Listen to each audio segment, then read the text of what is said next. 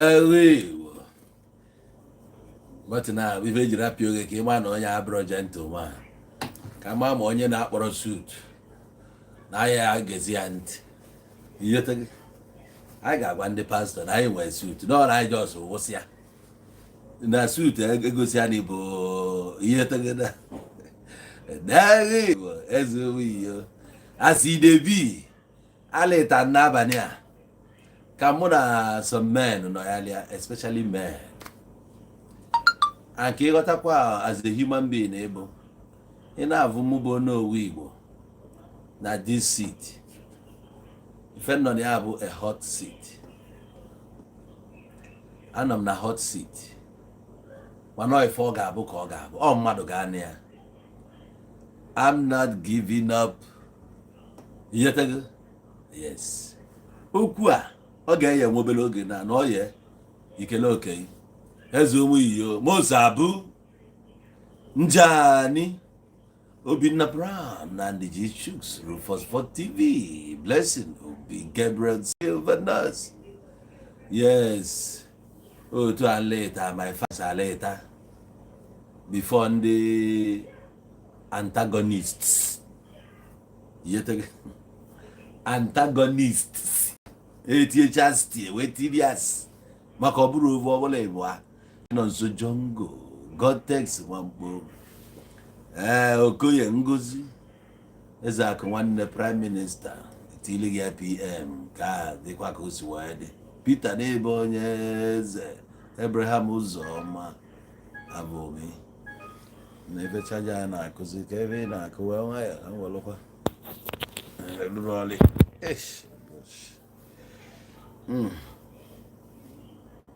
nwa dị nwa kwa ife ọma abịala m si ka m celebrate yo ite onwelu nnọọ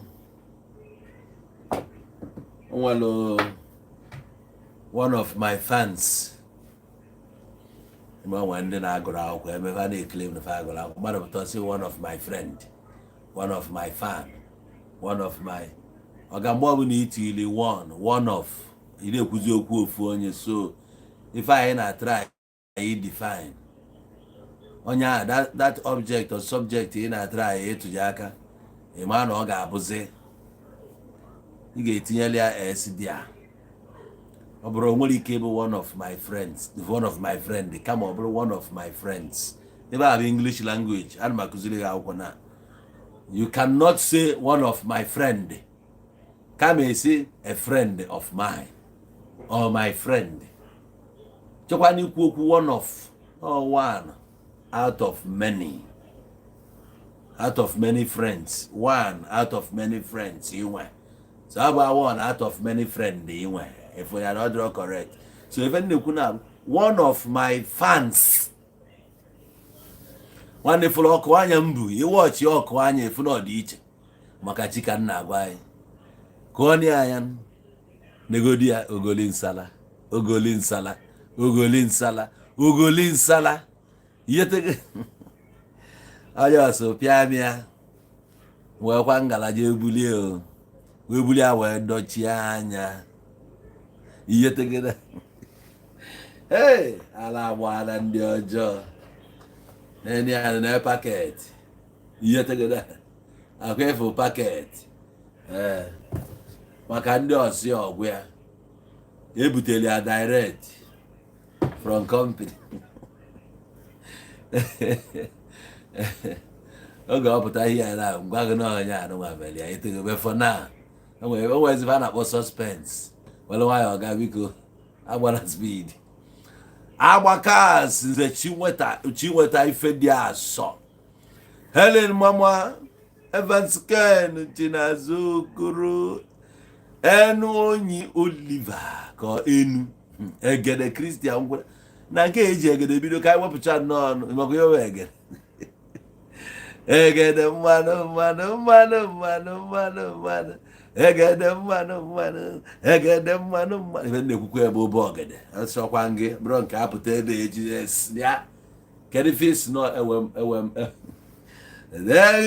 iwe anyị gwara nna nwaanyị na-apịdị elu Chukwu anyị egbu na Mighty Man Prince Arinze a na-achọ Ọnụchukwu nọ nye ọdọ mmiri Bethsaida Chris Banks Dio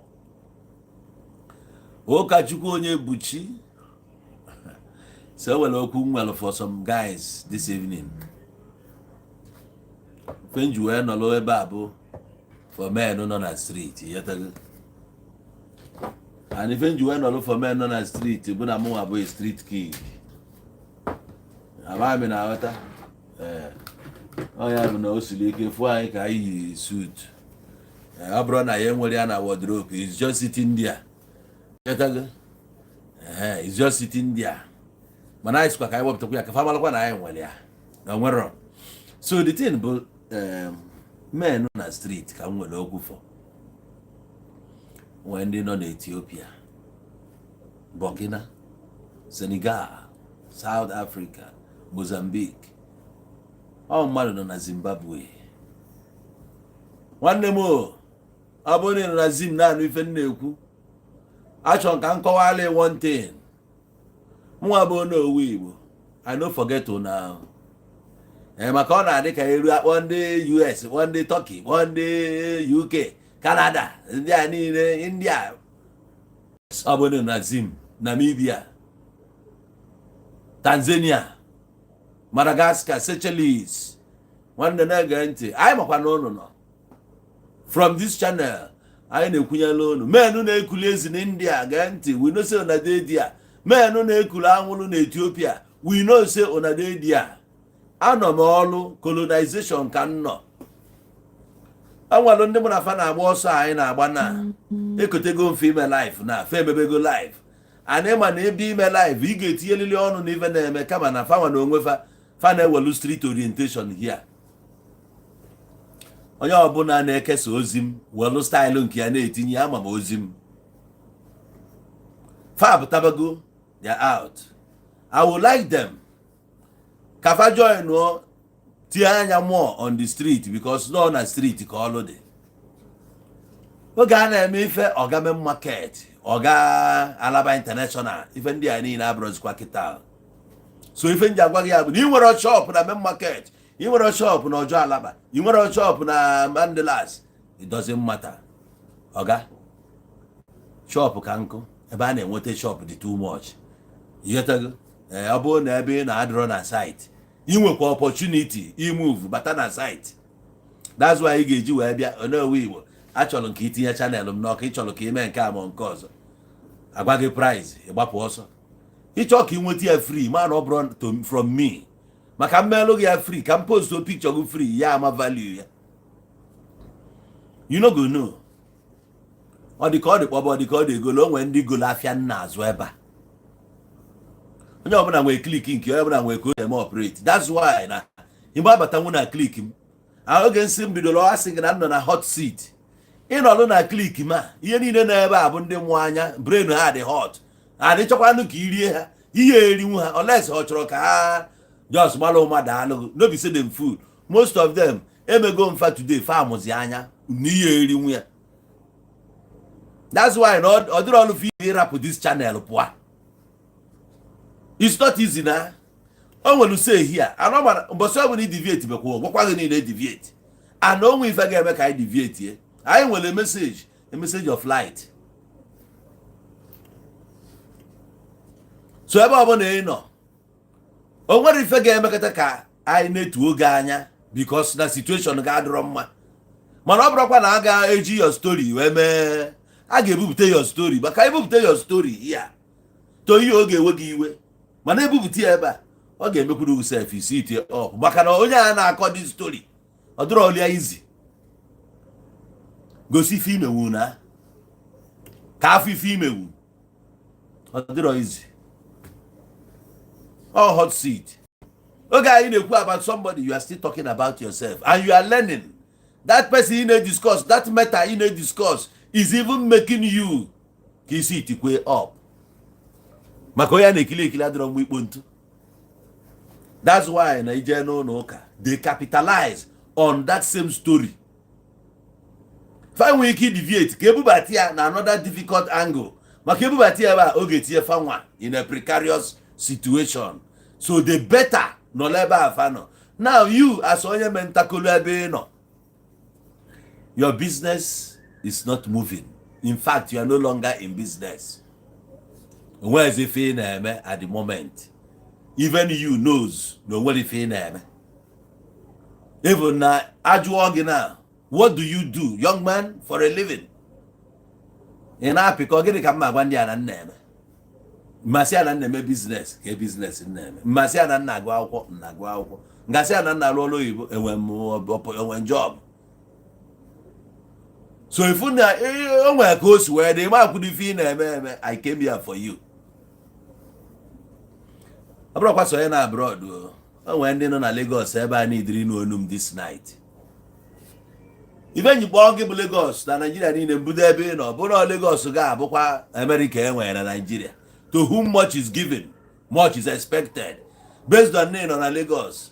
Onwe oge oyero mara sị na ụmụ ọgbọgọ ha na-esi ụmụ ọgbọgọ. Oge a na-etiri gị ọrụ na-esi ụmụ ọgbọgọ ịmụ ife a na-agwa gị. Is expected na gị nwa na-ekwetụgokwa ịnọkwa na that level. Ife nji ejekwa bidokwalụ ya kpọsịa some places bụ ebe bụ na ikwute na ịchọla ije kịta mmadụ asị gịnị ka iji eme dị ya.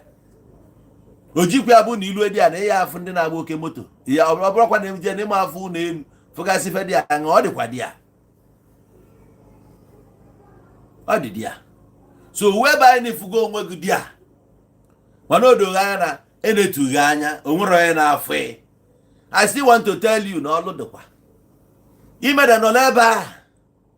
Ịnọgo dia 13, 15, 17, 20 years. Ebe ahụ ịnọ. Ifilo na anya apụga ebe ịnọ. Ọga? Anya nwere ike ịpụ ebe ịnọ. Mana out of sight, I broke out of mind. Every year I go out of sight, out of mind. Okwa for a little while. I na-echeta. Hey, now this guy, what the kwana ifri ya? What the kwana? Ke bonus. Man, when the GPS na monitor. Agwa ga ebe nọ. I say ebe a honest. A discuss. So I discuss na akpa afa. Uzere na eze. Obi ife a ka ịchọ. Ịchọrọ ka ebe alụ ụwa n'akụkọ. Ịchọrọ ka iso na ndị agụpụrụ agụpụ. O nwere onye na-enye gị dat moral dị a. O nwere onye gị na ya nọ dị a. Ị mere maka ya na-ebuild channel confidence. After all, onye a gị na-emegheri ya gị na enwekwa ofu destiny, gị na enwekwa ofu akara aka. Onye anyị na-eneghere anya kịta dị na di ya nọ ebe a na-akọgheri. Onye ahụ nwere ike classmate ya jamụọ ya somewhere. Nwere ike bụ na ya nwe mgbe ọ na-ebekwara na school. Nwere ike ọ bụgodu na onweghị ife akụba before na onweghị onye ọ help. Onye ahụ nwere ike change the situation ya at any given time. What about you?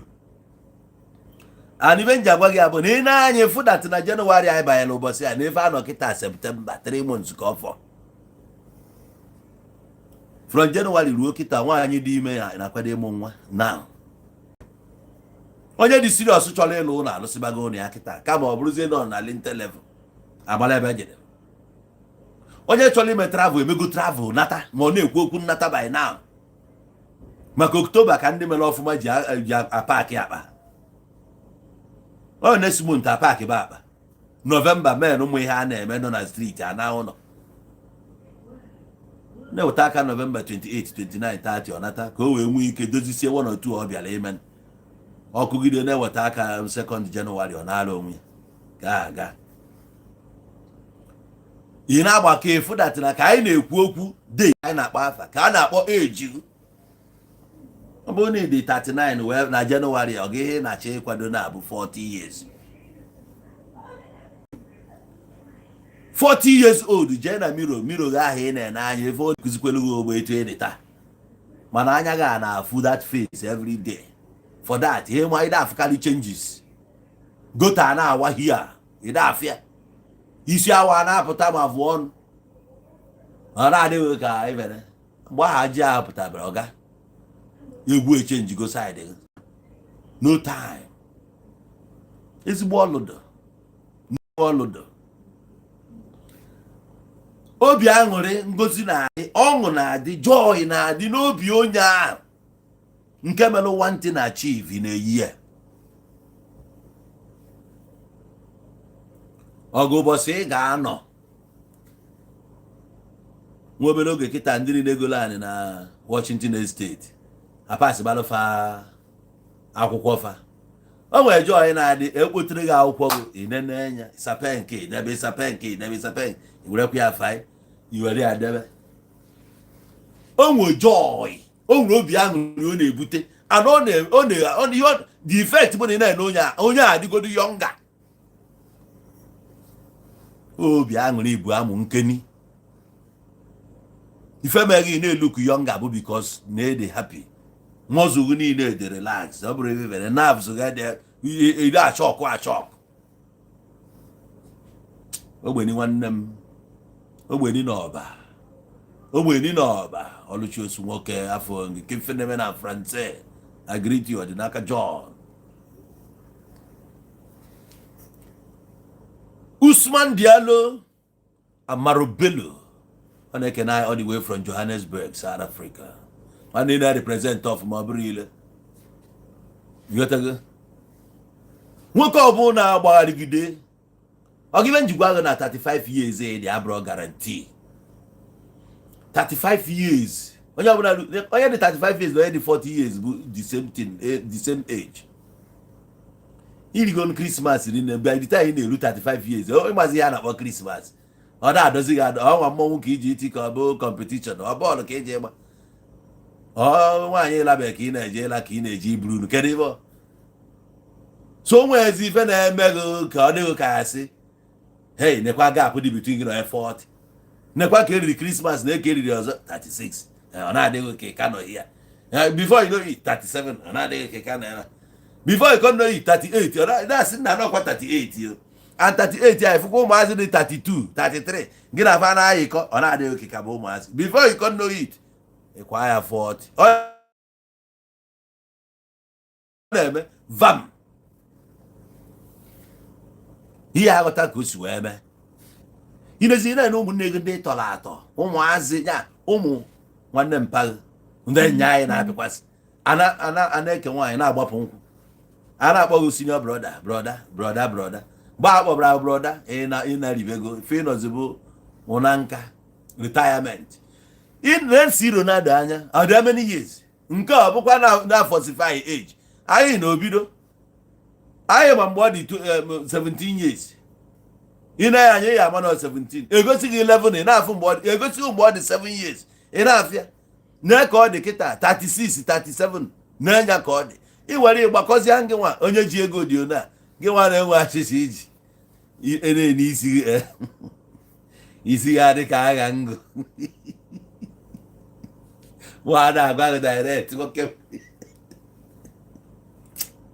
adịrị ewu ovu njọ jụrụ orieri ka nsọpụrụ wee na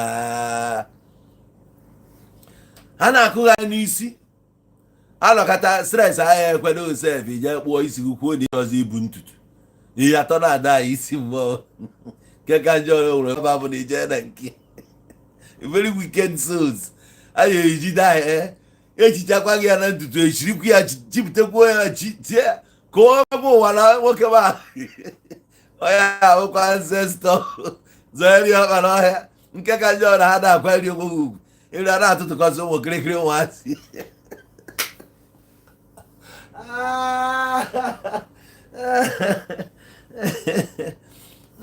nke na-aka ewutezi mbụ na eru ọ na-eche na ya ọbịa ọ na-eme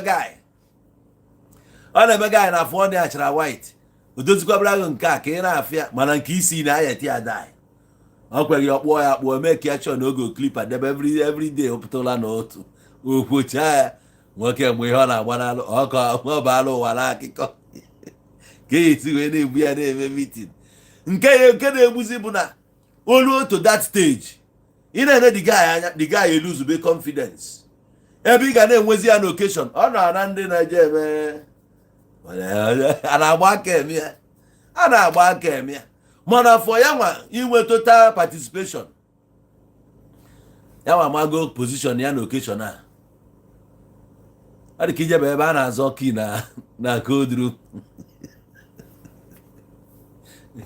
ijebe ebe a na-azọ ki azọ dị ya o nwere ndị na-ene nkwụ occasion anya na oje ahụ paakị ya ime ka esho Alizi kamera bịakwa amakwa na o so na ndị secure logo akịrị na ibubute vocation a ọ na-atrai. O nwere ndị na-eje ebe nni dị ọsọkwa ya gị kpọọ catering ebe afụnụ ndị ga-abịa ime catering ọ ga-anọkwa na direct bịa siburu nne ya jebe ebe ni ifuru kanopi ngwa buru nke jebe na bịa ọ ga-zuo ike na akpọrọ ndị ọrụ ekego ọrụ a ma ọ ya ekwe ebe ahụ ka ọ ga-anọ. Ọ ya kpatara na onwe onye ị ga-eje bịa o mee welcome ọ sị ka nwoke otu iri ga-agbamnkwụ ya ma ọ wedin ya ụra na-ekiri ebe a na-akpọ nkwụ na editọ ga-eje bido na VIP yotago a na-eme emegidezi ejekwa ebe a na-eme nkwụ ka enwetakwe 1 or 2 efukwa gaiman ebe a onye ọzọ ijekwa bịa echi ebe ya afụkwa dise gaiman ebe a na-eke nri ihe anọkata ifu ebe ọ na-aṅụ togo ma akụwasịa bọtụlụ a asịa nna kulo na nke enweghị ya mmanya mba nwaanyị maka gịnị ka eje nna ya enye ya mmanya ọ na-aba na nkwụ onye ọzọ go ọga ụdị story I like ya. Do you like it? It's not a good story. I will even you ebunye okwu anayasi a. If you remember last time, I will can sikugide okwu nwe metụrụ gị aka concerning some ụmụ nwanyị. Ụmụ nwanyị eji eme caricature. Ụmụ nwanyị ụmụnne di. Some sisters ụmụnne anyị ụmụ nwanyị gekwa anụ ntị ka m gwa go. Sometimes if nwanne nwunye ga if nwunye nwanne nwoke a afụkwanye anọ na control your brother. I just now for the worst in them. Sometimes nwanyị a inye opportunity ka ọ gwa gị okwu ị ga-consider ma ọ bụ maka o nwere ike ịnụbe na onye amụ ya dị mma amarife onye amụ ibi na-agabiga. Some of these people na-ekwu ife a ana m agwa gị between 30 something to 40. Ọ nwere ndị nọzi 50 na. Ọ nwere ndị nọ 50 na. Ife anọzi kịta korim, ọ nwe ife a na-akpọ korim. Nya ididi ndị bụ ididi ndị etu a ka o si nọlụ. Esipụta enyi ya. Esiputere ya nwa awa. Ọ na-ekwugharị onwe ife anything o were atachigodo ọsa n'ilo. Ọ na-abata n'abalị onwe ife a na-eme expect n'aka ya. Ọ bụ ife bụ suchi ma ọ ka ogro chawama ma ọ ka ogro barbecue buratalụ ndị bie onye na-enye ya barbecue ma oji shishi gịnị ka ọ na-alụ ike agwụgo. System gee ntị na nwunye this your brother ị na-anya na ọ ya na-anụ your brother na onye abụ na family a na-emove na. I don't walk around na they see things oga. I know what I'm telling you. Some of these women na-abụ ịpụta akwa nwunye nwanne gị na ọ na-awa anya ya nka ya ewepụ nwunye nwanne gị family ya anọzita onye na-esite na-eweta ya na-esipụte na-eweta nwanne gị a na-eri nwanne gị ama ebe ego eji eri nri ya n'ụlọ ya si apụta. This men na-agwa gị some of them ike agwụna ha they are tired. Onwe fada apụtazi ọkọ mkpụrụ akwụ onwere ozi ife a na-agbanịta nwuzi. That is why no siri ike kịta ije na village ịnụ na mmadụ nyere mmadụ aka na village o nwere nke enyemaka ihe eme ọ ka ma inye ego you just nye ego dachi anya ego ọ na-abịa akpọrọ gị ọ na-akpọ gị na akpọgote city nọ n'iwe na idea kedu ebe a na-akpọgote city ime what can you do in a city ịmakwa ife eji malụ city bụ fast life. Ife ọbụla na-eme na city a na-eme ya chap chap. Ị ga-anọ n'iru ọrụ na city no a na-ezu ike a na-alarụ ụla ka ije kpọrọ ya na village kịta akpọrọ ya jee Dubai. Ịmakwa ya oyi ete ekigi ji wee brush ya wepụ aka village n'isi ya wepụ that stupid low mentality before wee banye n'ihe a na-eme.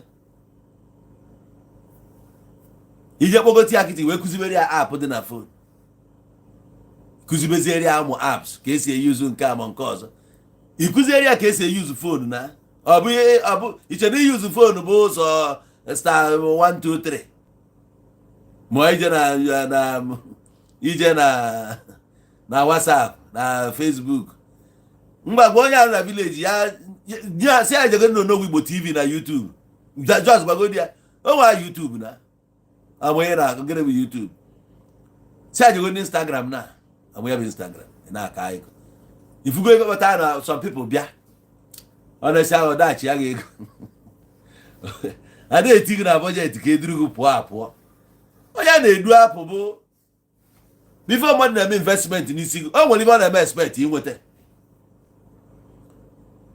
Obi Kubana tiri 50 million n'isi Zazu mba nwa amazi eji ego eme ọ dị dombo o tufuru ego etu o ba ya ntufu ala ahụ onye a na-awe onye abụọ ekwu n'ọkụ na-awe ala ahụ na-awe ọgba isi ya red ọgba nke ọrụ ebe a na-eme ka onye nkwụ na-egbu ọgwaghị na ya na-ese polisi bịa na aka ọnụ akpụrụ eti na sel ụwa niile abịa agbapụta ya ọ na-awụrị arịa nya akwụ n'ọkụ Obi Kubana na-esi ebe a na-agbara ego nke maka na ọ dị ka ebe esiri ite na-azụ pụtụpụtụ afịa na-azụ etu a ka ọ dị ọ na-awụ ara anụ odogwu supepe odogwu na-aṅụ odogwu onye ọbụla afụ odogwu onye ọbụla aṅụbụ odogwu ọ investment n'ezi onye ka emere ya na onye kwụ n'ọkụ.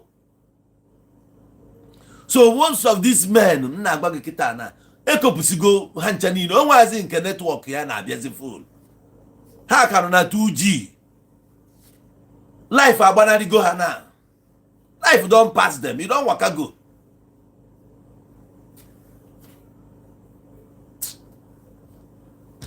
Ọ ife aka nji wee nesi onye na-anọ kịta aka dị 20 na-afụ onwe ya na ya ka bụ ụmụazị ị na-afụ onwe oge na ka bụ ụmụazị ọ ya emecha megụva m n'anya maka na opportunity a bụ ọbịa esi ziri ya mgbe a isi zitenwu ya mgbe onwe oge esi zitenwu ya na-enene ka ịfụ na some men bụ 40 years ka ebidozi wee nụba nwaanyị ụfọdụ ka dị 40 something ụfọdụ enwebi ihe emere eme onwebi ihe ọkụkọtara aka na ebe a na-eche ka emesịa. Imagine onye dị 37 years ka na-arọ nwaanyị onye dị 35 years si na ya na-achọ nwaanyị isi ọ dị onye mma ọ na nwaanyị ka ọ chọrọ efu kedu ụdị ọ chọziri efu na nke si n'eluigwe gbadata maka na ihe niile ọ ya afụkwa abụkwa ụdị dị ya bifo o nwee ebe ezori ya debe ya since jụọ ndị ahụ na ọfụba nwaanyị arịa kwụ ọtọ since ya mụrụ ya ọfụba ndị ikefa bụlibu ma ndị ikefa mee ntana ọfụba ndị to ogologo ọfụba ndị dị mkpụmkpụ nye oyi ba ndị a ka m na-ajụ mbụ nwaanyị ọ na-achọzi ihe kedu ụdị ọ na-achọ ke ụdị nwaanyị ọ na-achọ jie ihe ọ na-achọ nwaanyị ndị ọ na-ala sinsi bụ ụmụ nwoke etu a ka ọ na-adị onye na-elikeliche ka ọ na-agụkarịcha enwe ife a na-achọ achọ nọ mmadụ agwaghị onwe ya eziokwu and sometimes fire ahụ efuru na-abụọ n'ime mmadụ ife na-aka ọsụ fire bụ na-enwe spark ọ bụrụ na enwero spark there will never be any fire. Strike ya match ọ spark ya onye bụ na ọkụ enwuru anọ that spark ka na-eme ignite n'abalị a many of them adịgo cold many of them ike agwụgo ha that's why you wee kpọọ gị bụ nwanne m nwaanyị na-agwa gị si listen sometimes stop blaming your brother's wife she's actually doing some big job on your brother mee ya aghọta ọ mmadụ na-esibe di ya konie koro akwa n'ukwu kechie ya jide nwanne ya nwoke yo na ya nne na ọ ya je nụ nwaanyị whether you like it or not.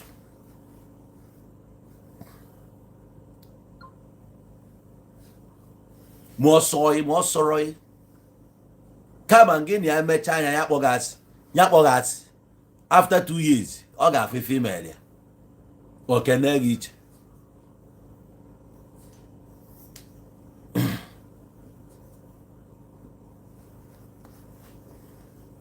Okay, I will come to that to be bonus. Yet again, I'm a career when I natural opportunity all time. Yeah, there. No more any disappointment. Since we do one on our KSF, never be onye water the 1 night work Kubana, 1 night work reggae. Yet again, Abragagi. So, Abulia, the Oku so many guys now. Whenever I'm more about that, no will you know at all. If you were to add Inubu because na situation na adigo since yo. Nya ka ndị mpa ifa ji wee tụwa inu wee si. na ọkụ ụzụ daa jụụ ọ dịka ọnyụrụ anyụ. Ọ bụ na ijege ebe a na-akpọ ụzụ back in the days, o nwere ihe a na-eme ona ụfọdụ na-eti wiil ijekwa ọkụ na nwere ife dị anya asụgidekwu ya na megidekwu ya na-enye unyi dị ebe a asụbakwa anwụrụ ọkụ ebido na nwere ife eme wee bido. Gịnị ka a ga-eme? Effort ka a ga-etinye. Who wan put the effort? Na you go do am yourself. Nobody's coming to wake you up. Ọ bụrụ na ị wekere up onye pụta fogene na alarụ ụla nna onye ọbụla na-emuvu ijegide ruo n'obodo oyibo taa iruo na UK ruo Canada America anyị na-ekwu na ị na-anya na street alaghara agbagodo maka ịghọta ife na-emebe a. Ijegide ị na-aga na street ndị na-agbago na-agbago ụmụ nwaanyị anaghị isi ha na-aya hụ na very smart anaga ndị a na-eme mgbe ndị nke anachighị ịghọta ihe na-emebe a. Etu a ka Lagos Island dị before. Ndị a na-agbago ndị a na-agbachi ndị a si ebe a ọsọ na-agba ebe a ịghọta ọ dị ka obodo ndị ala. Ọnya bụ na ụfọdụ bịa Lagos si na ha ma nọ nwukwe na Chiga East. Ụfọdụ jiri obodo oyibo si na ọghọta ya na-eme ebe a na ya na ọ na-anọkwu mmadụ abịa South Africa n'anya ma 1 week ka ọ nọ ọ nachiga na aghọta ihe a na-eme ebe a. Ndị mgbago na-agbago ndị mgbotu na-agbotu ọghọta ihe a na-eme nke ịghọta na izu ike adịrị ebe ahụ. Onye ọbụla nọ na movement so onye na-alarụ ụla you sleep.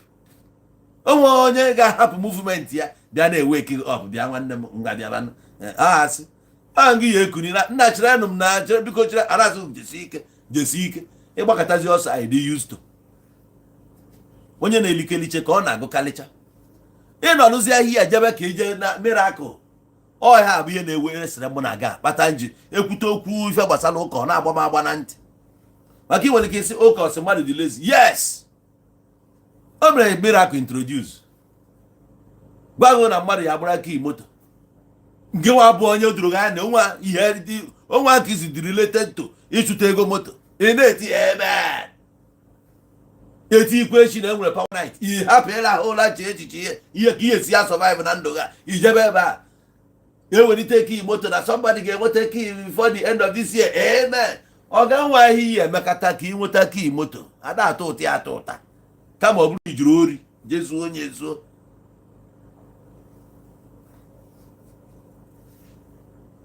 Ọ miracle a mebiri many of you. Ọhịa na-esere mụ na ha kọlụ wetu mana si wee daa ugboro ole ka mana da once since ahụ nunugo na mana da nwee ike sị na ya na-ekwu okwu ya kịta bụ spiritual man mechie gị ọnụ. Ichi mefe spiritual nwụọ ibruze spirit imebie spirit kịta ka dị physical ịbụ mmadụ mechie ọnụ ị ga-eme nke physical hia a na-akọ gị iri mana spiritual mana nke a spiritual onye a na-akọrọ gị ya na onye nwa bụ spirit. Why na ọcha ka spiritual mana nye ya moto ọ na-anyata ọ bụrụ ego ndị ụka ka o ji wee n'anya ke business ọ na-eme izie criminal. Ọ na-akọ n'ugbo Jizọs Jizọs nyere ego na-ata gị irisi. Onye ọbụla bụ eman nele anya wee fụ na time adọrọzi na side ya n'abalị ya malụ na onye maka mpụta alụ na ebe na-achọ egwu ya n'abalị a bụ that giving up is never an option. Ka mere mmadụ ji wee sị m ha ji wee choose ezu ike mbọsị ọ dị too much to ask mana mmadụ anyị ezuzi ike ịchọ igwe na onwe gị eziokwu igwe onwe gị eziokwu ịchọ izu ike mbọsị Wednesday ị nwere ike izu ike mmadụ na-anọkọta nara leave nara off na mba mana biko na etu situation ya si dị na stress go much na ya n'idiri echi mgbe ọ na obere nọ off cover alụm a na-eme ya eme. Ibule businessman ikwuo na ịma apụta today iwe bụ na ị ga-emegide ihe a wee ruo mbọsị ụka ị nwere ike emegide ya ma nga afọ na that Sunday ị nwere ike kpọtọba ọnụ na ofu ebe you can die.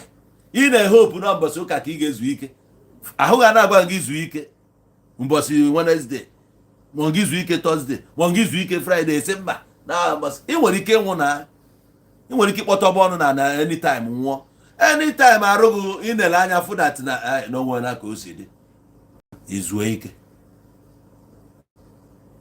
ọ maka na believe na church na ka eji ya wee ajụ ya get it wrong mbọsị ụka ahụ gị nwee ji ya why not onye dị wrong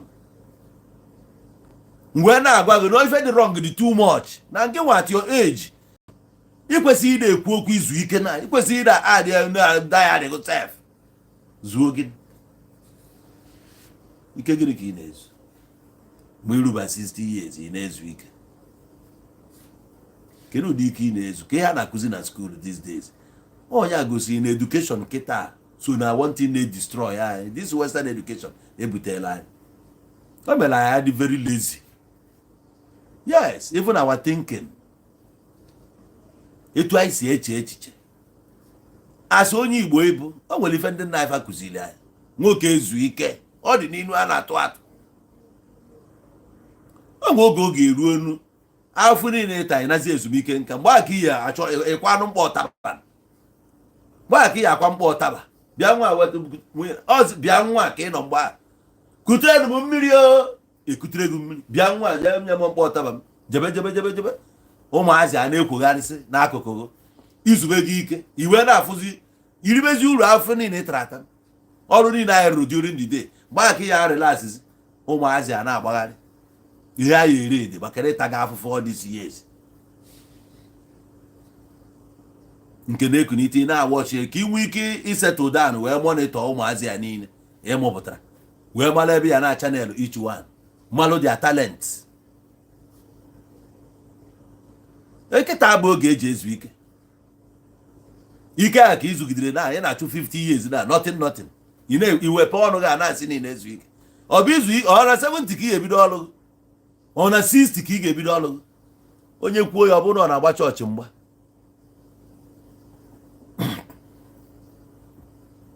onye kwuo ya ọ bụrụ na ọ na-agba chọọchị mgba maka ihe ozi ọ bụla eziri taa abụzi chọọchị ka anyị na-agba mgba is better na mgba chọọchị mgba to liberate your mind.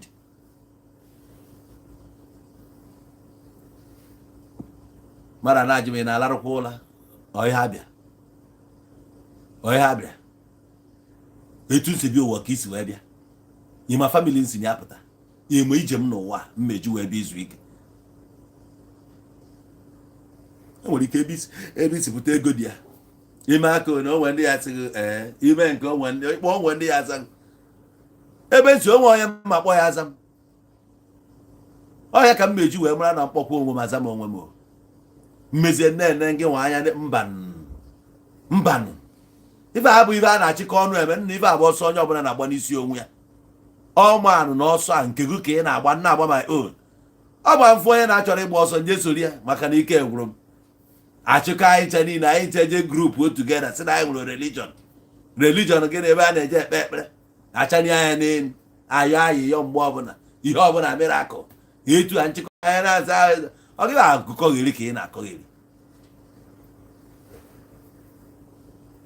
o nwere eji ị ga-eru ịma na ị need yozi friends mba if you need that moment bụ clients business partners ihe ndị ga na-eweta ego side gị ndị gị na ha nwere ike ime ka ihe ndị ga-abara uru ha bara gị uru ebe a bụ ahụrịrị ka a pụọ ijere na nke friend gị na-aka akụkọ ife nidizi bụ agbakọ nna ka ife anyị ga-eme kedu ife anyị ga-eme ife a bụ ife a na-ekwu oge ọbụla kedu ife anyị ga-eme nna na anyị tinye ife a na ọ ya aga nna afụ dizaịn abakwa nna ka anyị ma ife anyị ga-eme dizaịn a na-abakọ isi ọ na-edi involve n'ọkwa 200 million nwoke one ka iji anya na-asị gị nna gị anyị tiwa ya wụta 100 asị ọkwa ya emekọ ya 200 million eme investment echi investment 200 million a na-achị ka egorozie elu 350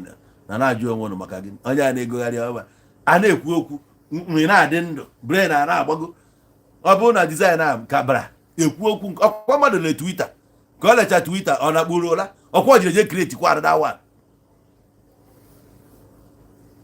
every ka o ji create another one brain a na-arụ ọrụ esi gị na-ezu ike nekene gị na-ezu ike mbọsị ụka ị na-ezu ike o ka jidere ego damage your sense o damage ego mana ị marọ ihe o damage kala ife obi udu a na-agbakọcha na ma nwere ihe obi udu nwere ihe obi udu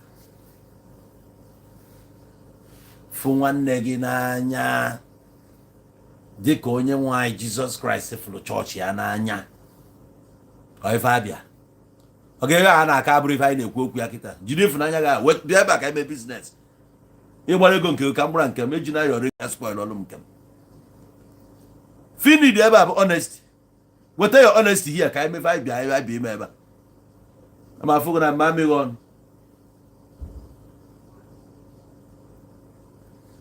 ihe niile ebe etu ya nwanne ya etu senti o wee bụ na dịka ọ na-aga ọ gara ijie dịka nwa mmadụ ị ga-enele ya anya dịka o nyere anyị iwu jee n'akwụkwọ ndị Romans ọ bụ ife abịa ọ ga-azụzupụ ebe a wụta akwụkwọ Romans jee debia ebe ya n'ihu nye m update ọga ka anyị mee biznes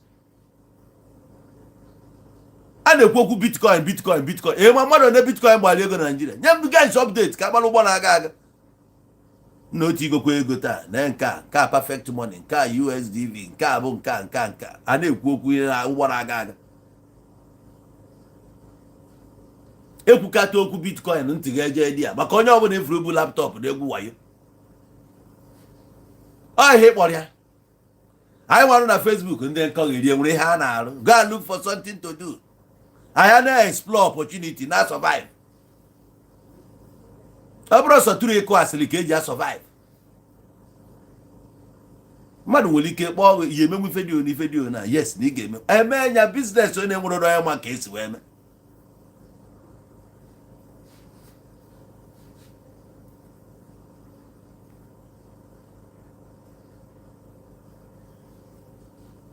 ọ ga-ewe na dis stage na-aka akụkọ religion na ndị otu ịbụ anụmanụ ọ bụrụ ife a na-akọ na ebe a na-ekwu okwu na ọ ga-achọ ife ime better your life talk humanity first adịghị aka akụkọ religion na ji wee bụrụ nka human right what ọ ga ebe na anwụọ ebe ji eme na your survivor ka a na-ekwu you don't need anything to survive. If you need kita be use your brain ịmapụta n'iru ọnụ tie energy with idea. That's the only way you can succeed. Religion should be on one side. Ọ bụ ebe ya na-akọ by now. A na-eru oge ihe eru iruba stage ya. Onwe mgbe mkpọrọ mkpa ya na-akpọ mkpara. A na-eru oge ihe eru. Onwe one man kpọrọ m one day oge nkarogodi in my 20s. Ngonu mkpara na-eyuzie bro imagono as show way. One man kpọrọ nwa m bịa. Ọ sị na ife anjikwe na onwe ndị nwunye nsị na maghọtara. Ọ sị m na mkpara nji na onwe ndị nwunye nne di man anya nsị oke na udo dị na manụ gị folk.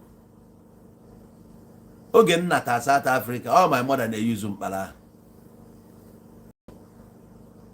Mgbe agọ emesịrị ghọta ife di man mean a na-eru ihe eru na meru bụ oge na-akpa mkpọrọ a ọkpamkpọ nwee ndị bụ ọkpamkpọ a na-eru oge eru iru mgbe anyị agwaghị na-ene idiri ya kịta abụ mgbe ị nidiri religion you don't need it now. O nweghị iji eme na kwụba aka gị ọtọ the honest gbasibe mbọ ike fight ya hustle to survive.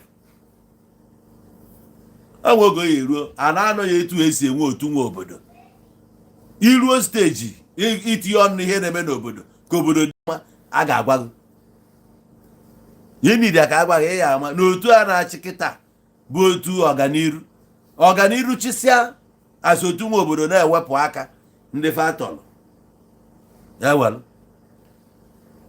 otu a ka esi wee bido ya n'otu idu n'otu ọba esi n'otu ọba aba n'otu nwa esikwe n'otu nke aba na nke nwa otu a ka esi bagide wee ruo n'otu osili ike esikwe n'otu osili ike aba n'otu ọka esi n'otu ọka aba na nka ọganiru ya wee ruo etu a ka esi nwe ma udo ka ma ife niile nwa otu a ka esi nwere ya na-agbadata ara na-akpụ ya na ndị a na-achị efu na abalịta ndị a na-arịta ya ndị nke na-abanye esigokwa na that age fa ga-achịgide na-eweta aka ebe 70 years 72 years Because if I 7 to 10 years, or over that it's time to step down. Another one abanyakwa burukwa otu nwa obodo a na-eru oge eru otu ị na irubu ogo ihe na-achụ ihe na-achụkọ kịta abụ ya na-eme gị dị lazy ya na-eme gị dị eche echiche ka mmadụ o nwere ndị nwe ya ịchọ ihe ịma ihe nna agwa gị religion ibu n'isi ịchọ ịmụ ihe nna agwa gị ọ gaje n'obodo oyibo na akara aka ana m eche ife nna ajụghị bụ that country ibi na ndị na-afụ a na-ebute n'ụlọ ụka ụnụ gwa anyị ejifa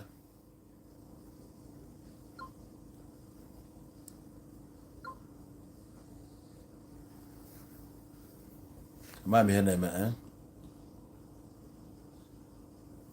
okay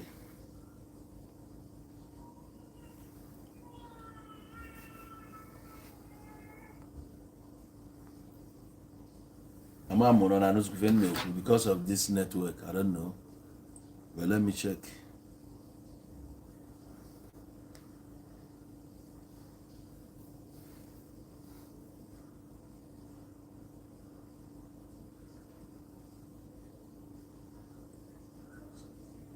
Okay. I can hear. All right, Isaac Uzogo Omasi 70 years. Momo Team, see 88 up. Okay, Chinon Sojongo, I'll talk to you. All right, Isaac Uzogo Omasi 70 years. God text one say 60 years to 70. So CYNW 70s up, 70s up, close to dead. Lawrence Ekemsi from 60 years up.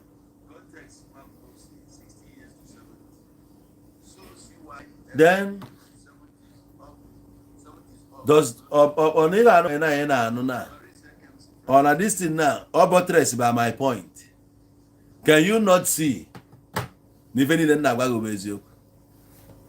you not see that? It is too small, you look idea. Nna ga agwa na nwata na asarụ na afọ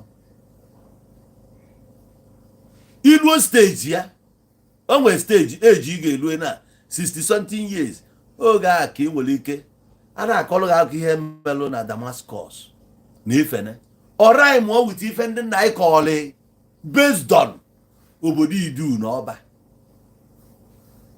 efu na the same story anya dey discredit ya na ndị Philistine jeje nụso ndị Israel ọgụ egbuo mmadụ 100,000 o nwere ebe dị ebe a na 30,000 soldiers nwụrụ ọ na-abịa ka anyị agbapụrụ you know how many million soldiers egburu na Biafra is a story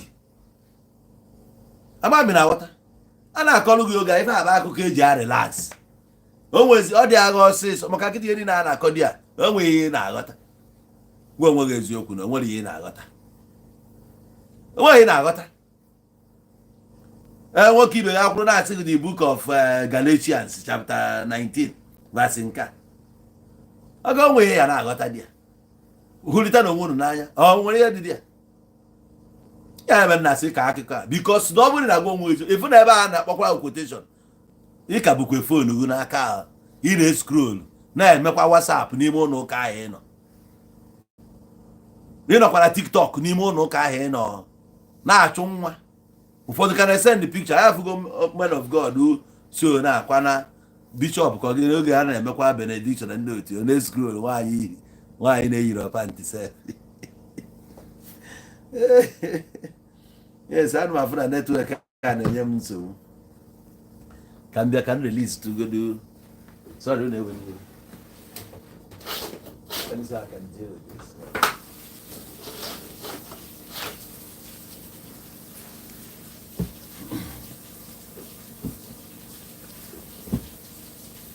na USA for 80 years.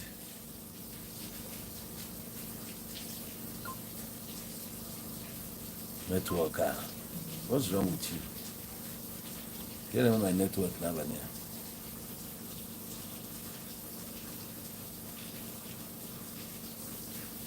Can you hear me? Can you hear me? Yo.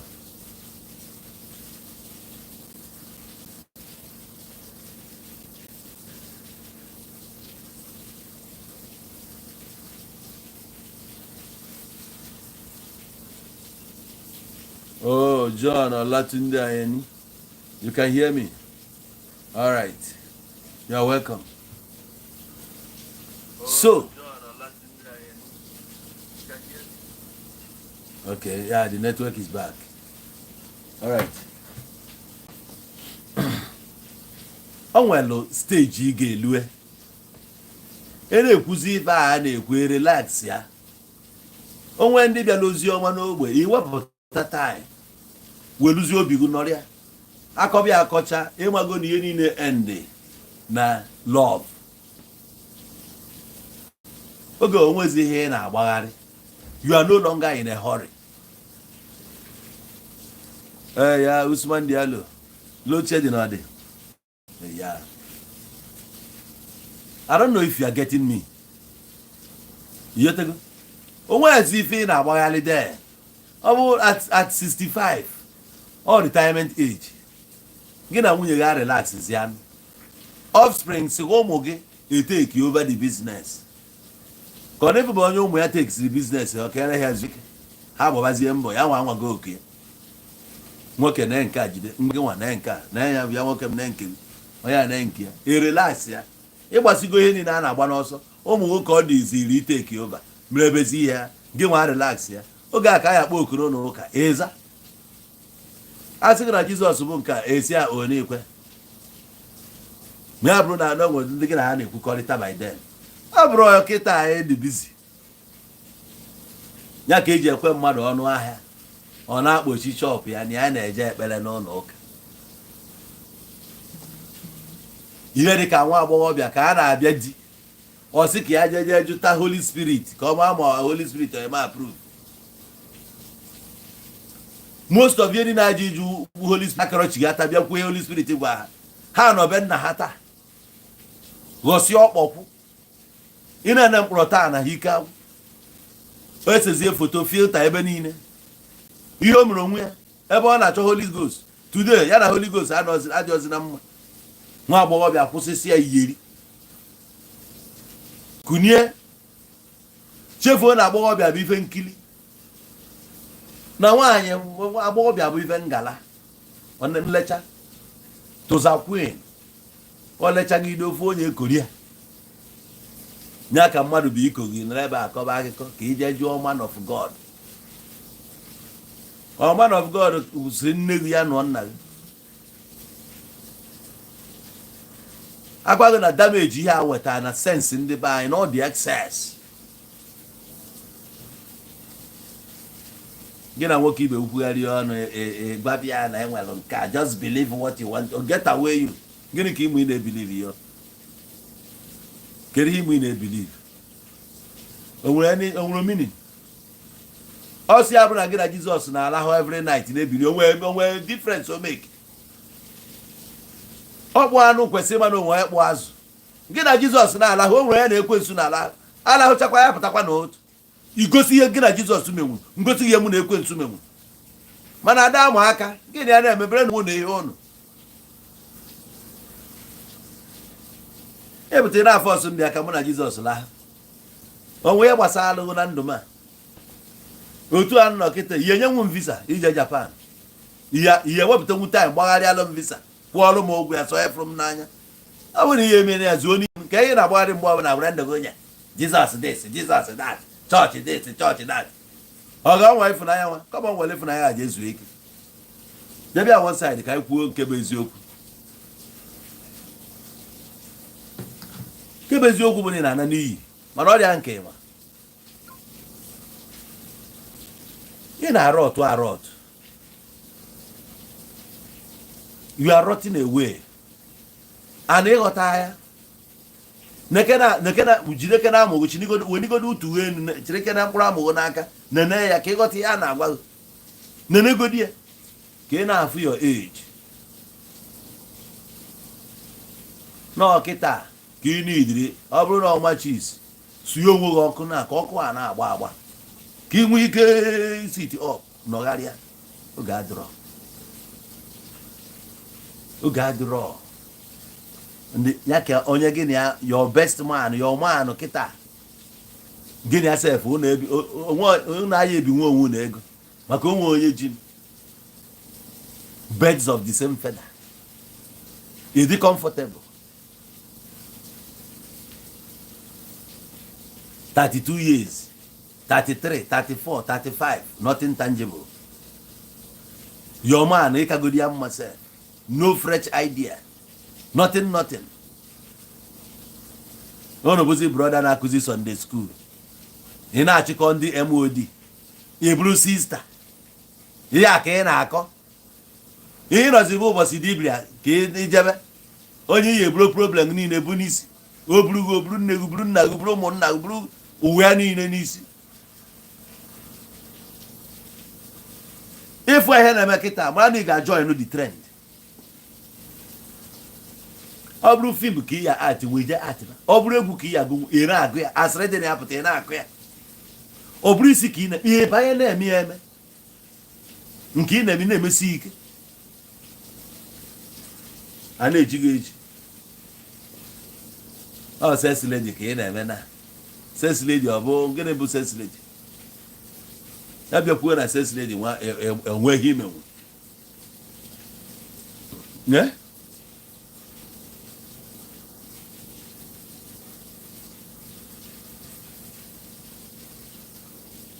ọkwa nwere ndị nọ na village unu anụrụ I'm telling you na ebe anyị si pụta ka ọ dị iruo dị akwa kịta the same way ya na-ekwu ụbọchị ọ dịka nkọgheri ka nna akọgheri ka esi ya eburu na ụka bunakwu olu ha n'ala Igbo ahụ very soon join nụọ nke dị adị ha eburukwa onwe ha tinye n'ụlọ ụka no future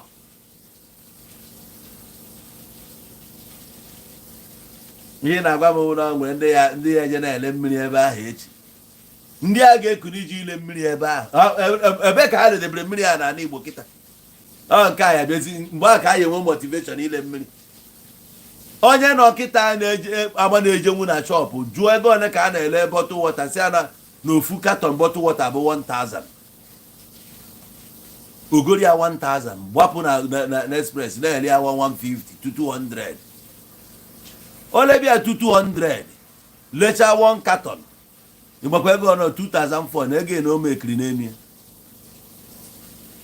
o ji 1000 something na each one ụfọdụ na-achọ ebe ụzọ mebiri emebi ọ sị ya bụrụ na n'ụzọ Abakaliki o jee ebe a kwechiri di ya ọ gbasaa ya ọ na-ahọzuru mmiri ya n'ụwa ọ na-ahọzuru ya ebe ahụ ụzọ ma emebi ebe ahụ ka ọ ya nọ na-ele mmiri ya ichi bọtụ ọla nekwa ego n'oji ọgbagharịba asịba gasị egote nwa ice block n'ogbe ahụ nọrọ di ya na-ahọzuru ya ọ such person ka ị nwere ike ibunata ụlọ ụka kịta oge ntị na-enwe crowd ọ jee ebe a because o ribego omebego ihe eme onye na-erikeliche ka ọ na-akụkalicha onye na-emebu eme na-eche ntị ebe ka opportunity dị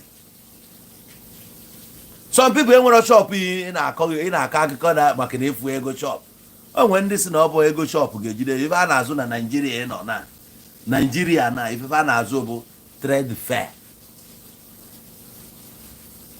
ị na-ege ntị akụwa aka ige ntị ebe ọ bụla enwere trade fair ebe a ka ọ na-eje a na-efinish na Anambra taa na-anụzi n'azọ bụ na Rivers ha ncha niile na-ekechike akpa ha na-head Rivers efinish ya gee ntị anụ na Benue steeti ka a na-eme ọzọ onye ọbụla atọ ọnụọ ka ọ dị mara na-eme ya Naijiria asị nọ n'Ekiti ndị na-agbagharị Naijiria some people must everywhere na business ka a na-eje efinish enu na-eme 2 places a na-eme na Okene na a na-eme na Ogoja ịgbakọ nke ị ga-eje ọ bụrụ nke a paakị ya akpa efu group of people ebukọ ngwa ahịa na-ehed eru ebe ahụ nweta na parking store chifo osi ebe ahụ jee Lagos ma ọ jee anywhere bụrụ ngwa ahịa ọfụ nata etu a ka ha si azụ ya na-agbara ego ya such person nwere ike ịnụ ọ na-emebe dio na ọ jee na onye na-ada emebu emebukwa etu a ka o esi ya nọlụ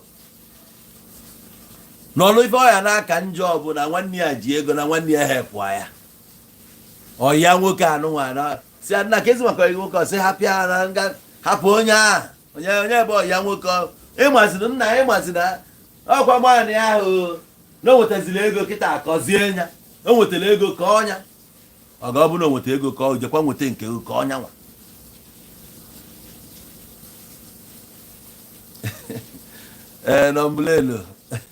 Nombulelo, I'm sorry. I'm good. And how are you? Yes. I want to go call you. Then want to go call you. Make money. What I believe here. Stop waiting for people to help you out. Start making moves before mother and I am that Onya have capability to do this. Let's see what you can do. At this stage, Sunday we have to rest. We are Christians. Shut up. You haven't gotten to that stage. Your age, your requirement. Going to church, listening to all those nonsense starts by 65 years. When you have nothing else to prove, you chill. That was a crusade. Then the elderly ones on the Najoka. Go and check it out abroad. From 70 years and above.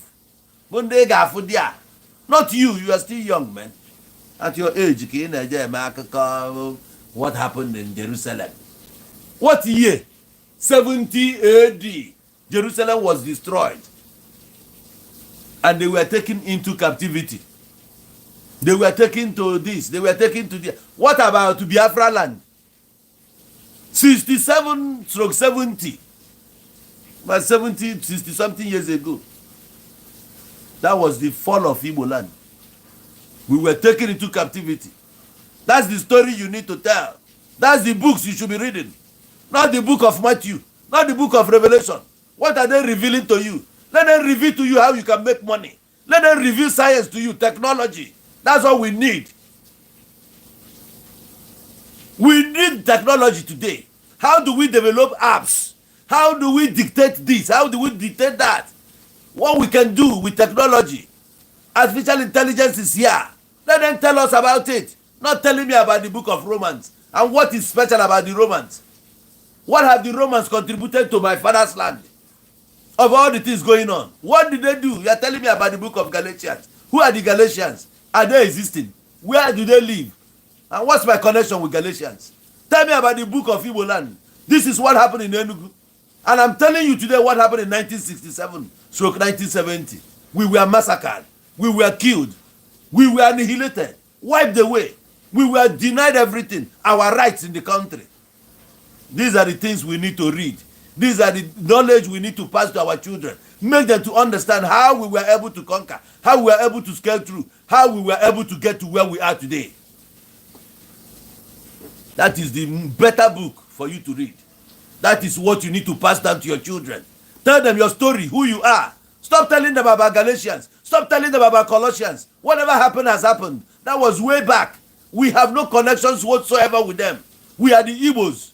Tell our children who we are. Stop being ashamed. Tell them who you are. You go to South Africa, look at the way they treat us like outcasts. You go to Dubai, they treat us like outcasts. Wherever we go, this is how they treat us. We were rejected. Today you live in America and you think you've got it all. You have got nothing as long as you are from here. When your brothers are hungry, my brother, you are also hungry. One rich man in a society, you are suffering. Because everybody will be coming to ask you, please this, please that, please that. You get frustrated and you run away. That's how you have ended up in America. For the past 30 years, you have not come home. For the past 20 years, nobody has seen you at home. You are in prison. So we are suffering the same fate. And somebody is still talking about Galatians. Somebody is still talking about the book of Daniel. You are telling me about Genesis. And what's so special about Genesis? The angels this, the angel that, Jesus this, Mark and Paul. What's my business with these people? Do they really understand our plight? Was it not last year we suffered here in Nigeria, the flood? Who did not hear? Do you know what happened in the riverine areas? Bayelsa, Anambra, Delta State, Kogi State, Benue State, Nasarawa State, all those states, do you know what they went through? And it has never been recorded to teach our children who were not able to witness those things.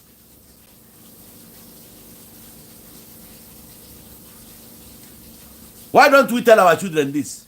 Who has written those books down? Who has recorded our history? All the things we are going through. Have you told your children how people were massacred in Afaribeku? Did you tell them how we lost our young ones, our able-bodied young men? Have you written it? Have you documented it? These are the books our children need to read so they will know who they are. They will know how to move tomorrow. That this is your enemy. This is your boundaries. Do not exceed your bounds. Do not do this. Look at your brothers. They are in jail, even in Mozambique. They are in jail in Senegal. They are in jail in Ghana. They are in jail in South Africa. They are in jail all over. Then you ask, Daddy, why are our people getting jailed here and there? Then you come to explain to them, based on what you know, how we were denied everything in Nigeria, how we cannot be head of this, how our own brother won the presidential election and he was still being denied a date. You now have to be the better person to tell that story, not depending on what people told us. How can a white man tell me my story?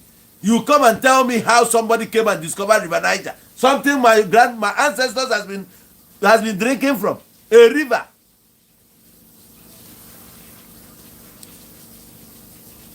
Now in your little mind, you turn around telling me, your own brother, how our ancestors killed a twins.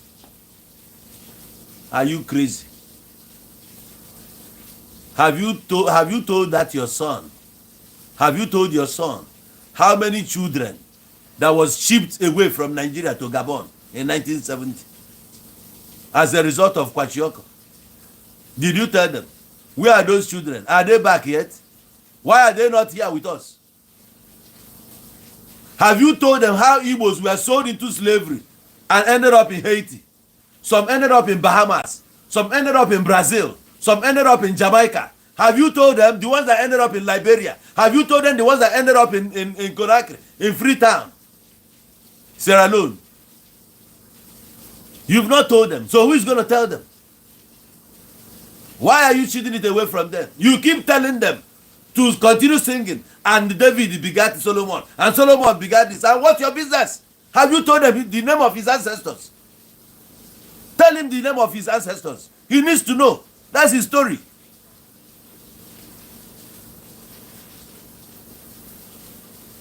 Did you even tell your children why they have to bear English names today? Did you tell them how we came about answering English names? That we brag today. We are bragging that we can speak English more than we can speak our native language. Have you told your children why? Does it mean that who created you, an Igbo man, is not capable of enough to feed you and make you to be rich? Does it mean that no one has ever been rich in this land before the invasion or before these white people came to our land? Is that what you mean? We don't have people doing well? We don't have Ogalanya in Igbo land. How come we have that name, Ogalanya? What is Akonoba?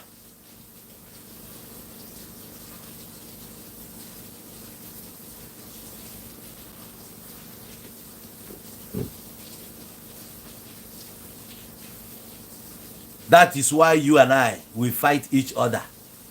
Simply because I want to open the eyes of your children to tell them what you fail to tell them. That's why you are angry at me and tell me that I should allow you to focus on whatever you believe in. I will not allow your children to believe in nonsense. I will let your children know. Let them know the truth. I must tell your children the truth. I will expose you. I will expose your naivety. I will expose your ignorance. If you are not ignorant, how would you believe that a white man died for you to have salvation? And after his death, what have you been able to achieve? What have you done? Nothing. What can you produce to the world? Even the little you can produce, you yourself, you have not even used it for a day. And when you see somebody using it, you mock that person. He's wearing some local. What is local? Do you know that American products are still local to the people living there? Is a local product? How do you tell your children that an American doctor is a native doctor in America? Perhaps they don't know what I'm just saying now. Any doctor from America practicing in America is a native doctor. Tell your children, wake them up to listen to me, because you fail to tell them what is a native doctor.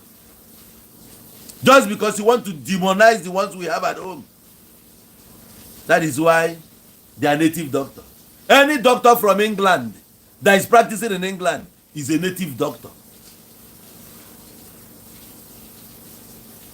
Gabriel Kosochukwu, what he told is just nothing but the truth.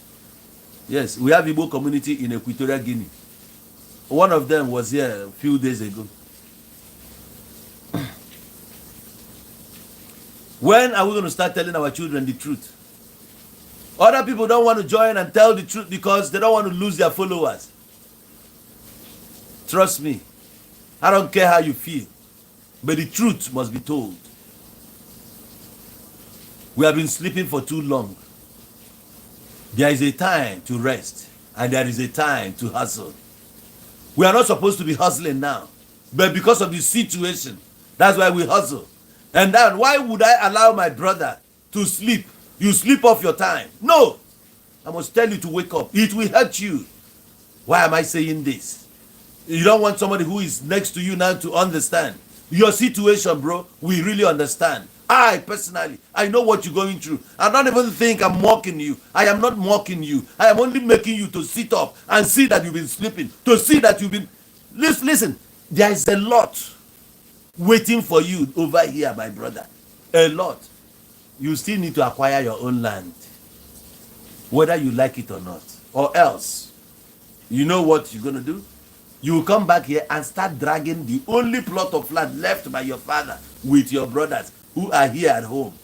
Instead of you to acquire more, double it with what your father already had, so that will be the benefit of your traveling abroad, the benefit of they having a brother who lives abroad.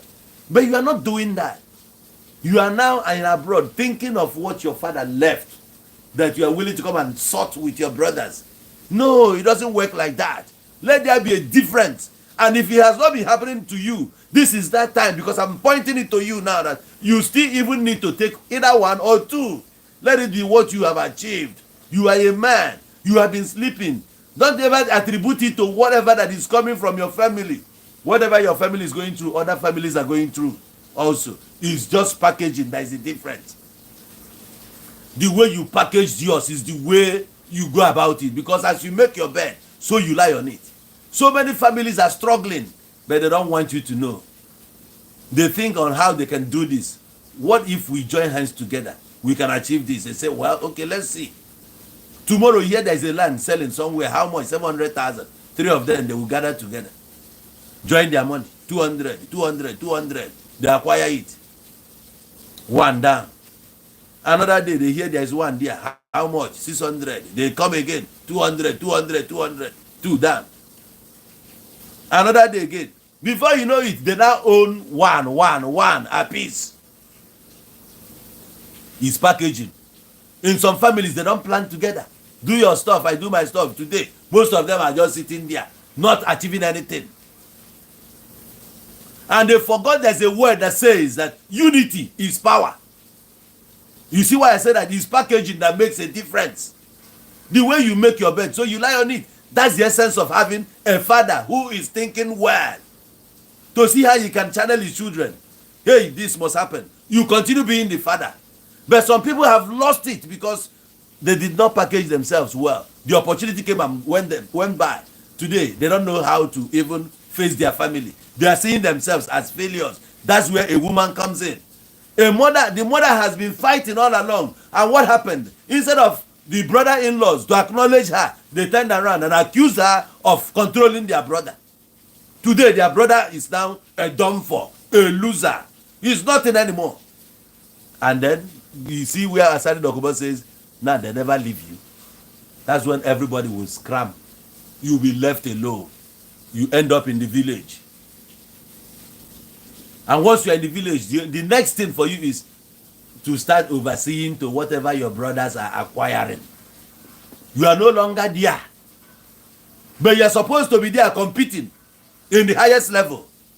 No matter what. You say, no, I'm not giving up. Because that's the last option.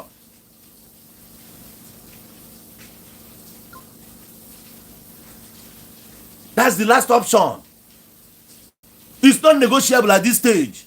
So when somebody is telling you, on the sixth, God created this, on the sixth day, and on the seventh day he rested. Are you mad? What kind of God is resting? God, the spirit, going to rest. And you are listening to that jargon. What did he do that made him tired? He spoke a word and he got tired. If a spirit can get tired, oh, come on, man. These are the teachings that has made you numb, that has made you to become a nonsense human being.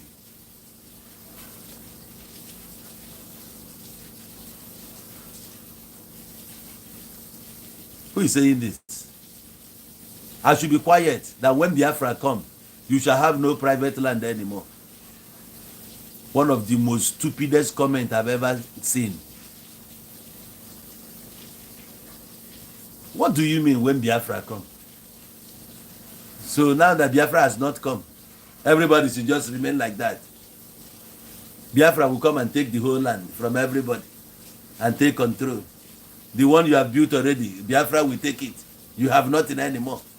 That's how it happened in America, Abi. This channel is not for you.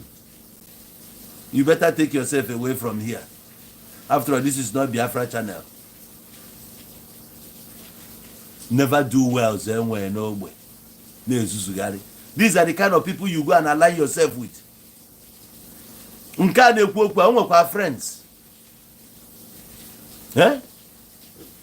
Okay, we're friends. The same people have the same clique of other future. You have to wait. Biafra bia. Biafra bia na putasi ndị mmadụ na ejezie onye ọbụla abụrụ ekwolu mgbe exactly the same thought with ndị na-eje ụka. Ndị enwe mansion in the heavens where Jesus has gone to prepare for them a mansion. Do you know what is mansion? Do you know what it takes to run a mansion? That's what they are preparing for you. You want to go and live in a mansion in heaven as a human being, as what? And God said, let there be, and there was. Now to go and prepare a mansion, he has to go and start building. He can't say it, and then mansion will be there. Meanwhile, a spirit will now go and start living in a mansion. Look at how people are thinking. Very myopic. A spirit that you cannot see, which is pure energy, will go and occupy a mansion in their heaven, imaginary heaven. These are the kind of people you listen to. Somebody will dress like this, just put on tie, and go and stand somewhere and start telling you, follow me this day to the book of Ethiopia, Ethiopia, chapter 10, verses 17. Where will you English na uni learning? However, ya.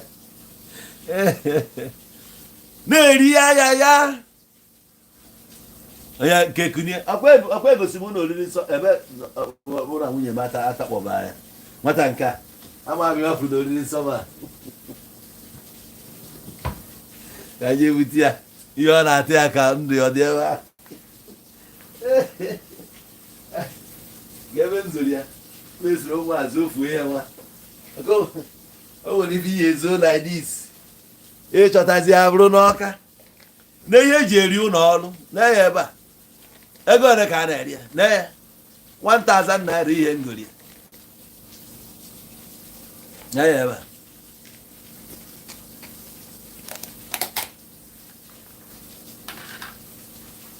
ahịa ka eji eri gị ọrụ. Ewere nke nnukwu agbacha gị efizi edebịa, ewerezie nke a ya bịa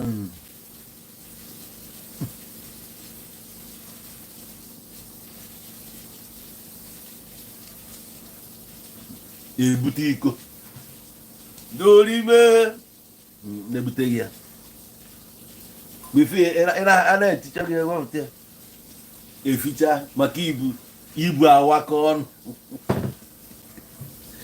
yismoke igbo efichapụ ya ibi n'izie na-aga nsọ nsọ ebube maka na-ekweghị ịtara na-agazi na iko ahụ ịmarị ọnụ ichefuo na onye bụ ụzọ wee ṅụọ before you na onye a bụ osu ka ọ bụ andị na onye bụ osu gị na ya erikọ ichefuru echefu mana n'ime Kraịst it doesn't matter. Mana mgbe ọ na-amata bụ nwa gị jee ka ọ jee nụọ osu kịta omenala abata ọ bụrụ na ndị bụ na ada anụ ha ọkwa ya ị na-agwa onwe gị eziokwu ya not telling yourself the truth. Kwuru ofu ebe ka tọnda ya egbughu mara ebe ọ na-eje.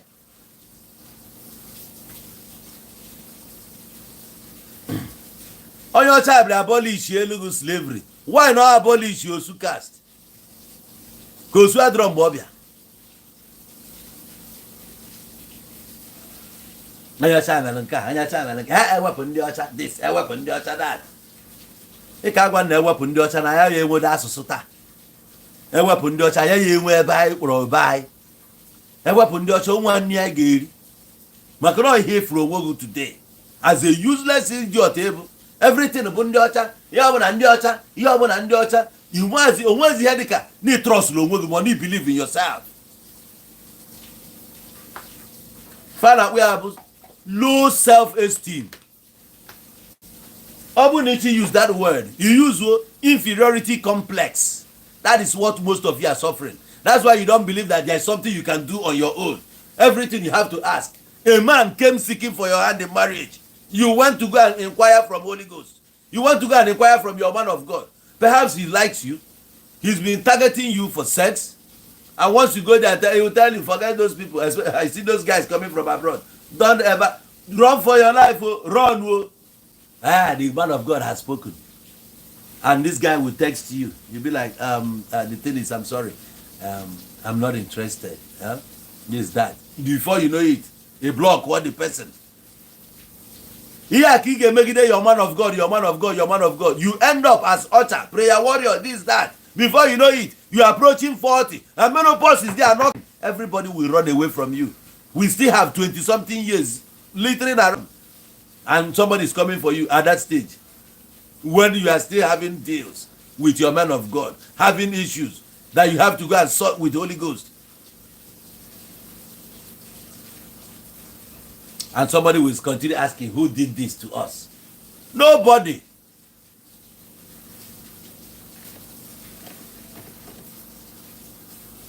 We are just ignorant of how things are working today. Thinking that after all this travel we have made, thinking that after seeing people of different cultures, tongues, languages, and everything, that we would have changed.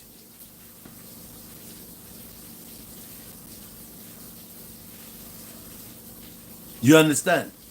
Thinking that we would have changed, or at least that we will exhibit something different from what is already here. We are still saying. Somebody is here fighting, saying you went to Johannesburg and Cape Town, no means say you wise. So, and what has that got to do with what we're saying here?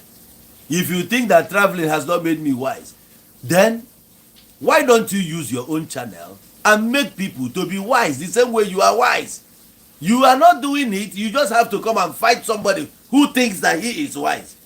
And you believe that you are wise. Why don't you use your own wisdom and teach and pass that message to other people? Just to come and fight. That's all.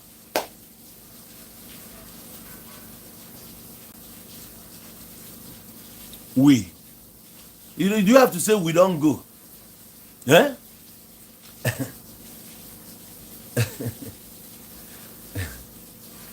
You have traveled. Maybe after you're traveling, you've not achieved anything. And that's why it's touching you special.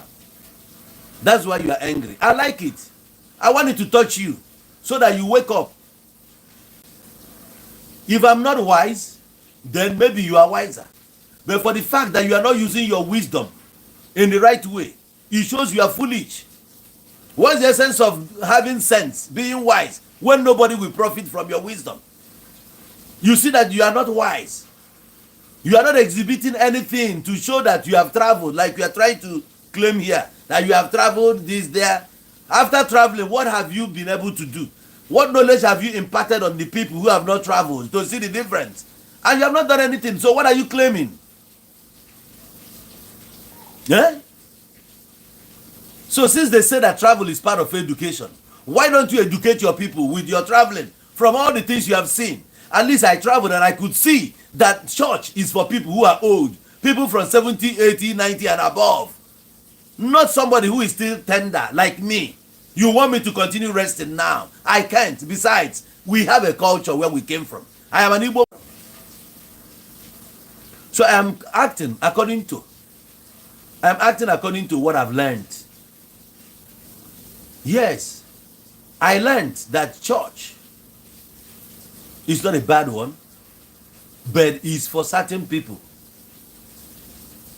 Yes. It's for a certain people. I've illustrated and I've given you a point. Like, it's not everybody that can rule your community. You can't decide what happens in your community.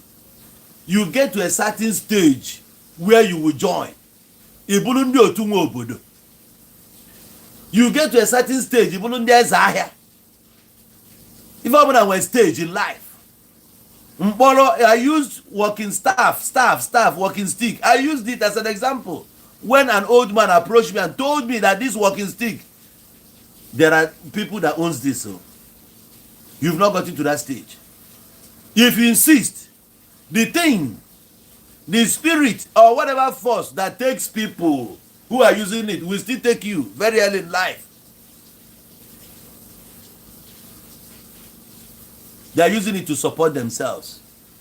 So do I need that support system now? He's trying to tell me you are still a young man. No matter what, forget this. You are not up to that yet. And that is the best advice I've received. As at that time, I left it. There are things you don't indulge in. You don't indulge in a union whereby the members are all never do wells. You see that nobody is rich in this circle. Nobody is doing well. There is no competition. There is nothing like, there is no what do you call it, like ginger. What are you doing there? All your friends, none of them is doing well. So what are you doing there? Are you coming here now? There's like, oh, you've been in the street for over 15 years now. You are still in that street. What do you think? Is there anything you kept somewhere waiting for 15 years later to introduce it to your life? If there is nothing you have in there, it means you have nothing to show anymore. Just make peace with your situation and that's all. If you want a change, then you have to change. Start by changing. That's what I'm saying, that even in the communities where we came from, all we have in our communities are churches. And people are still planning to bring more church. And now I'm saying, it's not helping us because it has never helped us. We looked around, we do the evaluations. We couldn't see anything that church has added into our communities. We are not speaking individuals, but I'm telling you, our community as a whole, we can't see anything that the church has done. And what's the essence of bringing another one? Of what importance is it? We must learn our lessons. We have St. Peter's, we have St. Paul's, we have St. John, we have St. Matthew's, we have St. What has all these saints brought into our communities? No development. Go there and see. We don't have factories. We don't have companies. No industries booming. Have they invested into any? None whatsoever. They can only invest in the Ministry of Education, where they will privatize and make the money come to them, and you wouldn't even know how this money goes. But that institute was there because of your effort. You donated the money. All the launching donations was coming from you. Now the school is there. Go and register. We have Father Ebube Monso. He has a school here in Awada. Go and listen. Go and check how much they pay for school fees there. Go and check how much they pay for school fees. Ebube Monso, you know. Go to his school here. He owns the school. How much are they paying? Go and check out. What was his business before he built that school? He's just a priest running a ministry. That's how he made his money, to build a school. Now go and register your child. Let me see how much, if you can afford it. These are the things I'm telling you.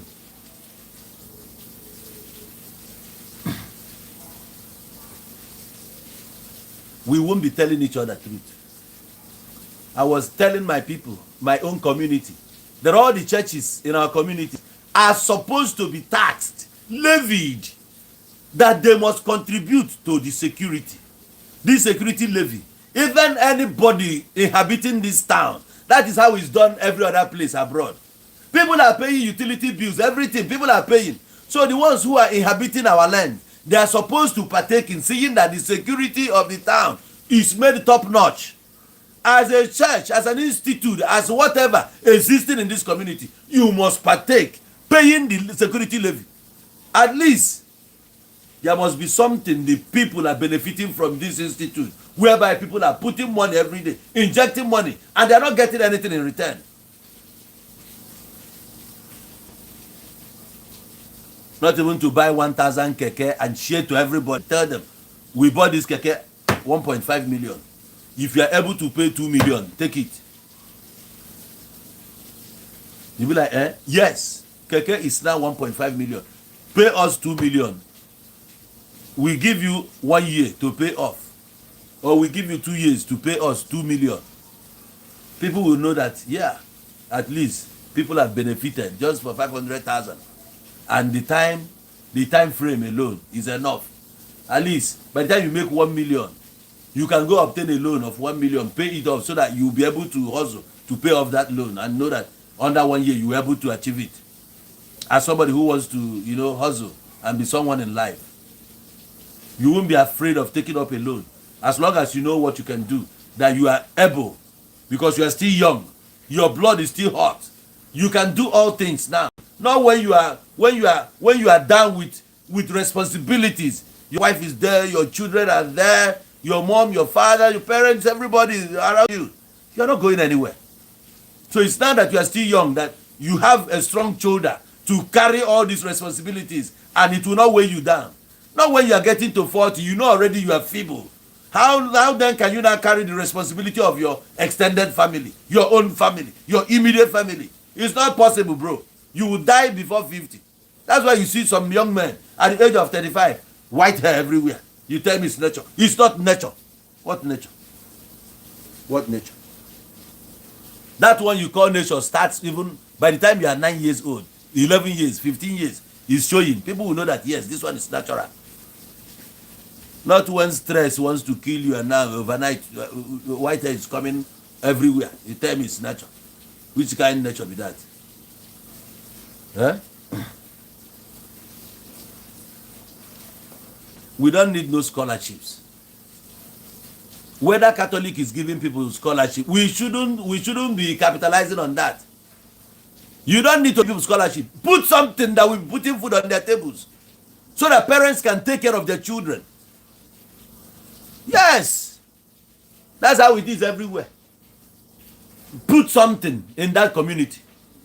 What are you doing here as a church? What is your role? What is your role? What role are you playing? Those people that are giving those things are people who still studied in their schools. Because even churches have their own private schools.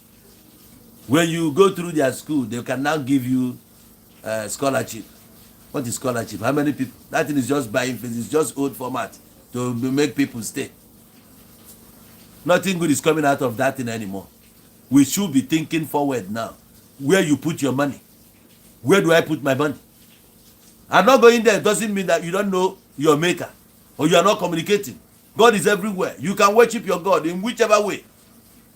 But you'll be there criticizing other people. seeing yourself as the only one who knows the way. God, God, God, God, God, God, every day, God, God, God. What's your business with people and God? Must you be disturbing people every day with your God? Every day, God this, God that, God this. You go to our villages, church here, church that, church this, church that. In that manner, you are not going anywhere in this 2023. Things have changed. Every nation is going nuclear, industry, this, that. People are going high tech. You are there talking church, religion, belief, faith.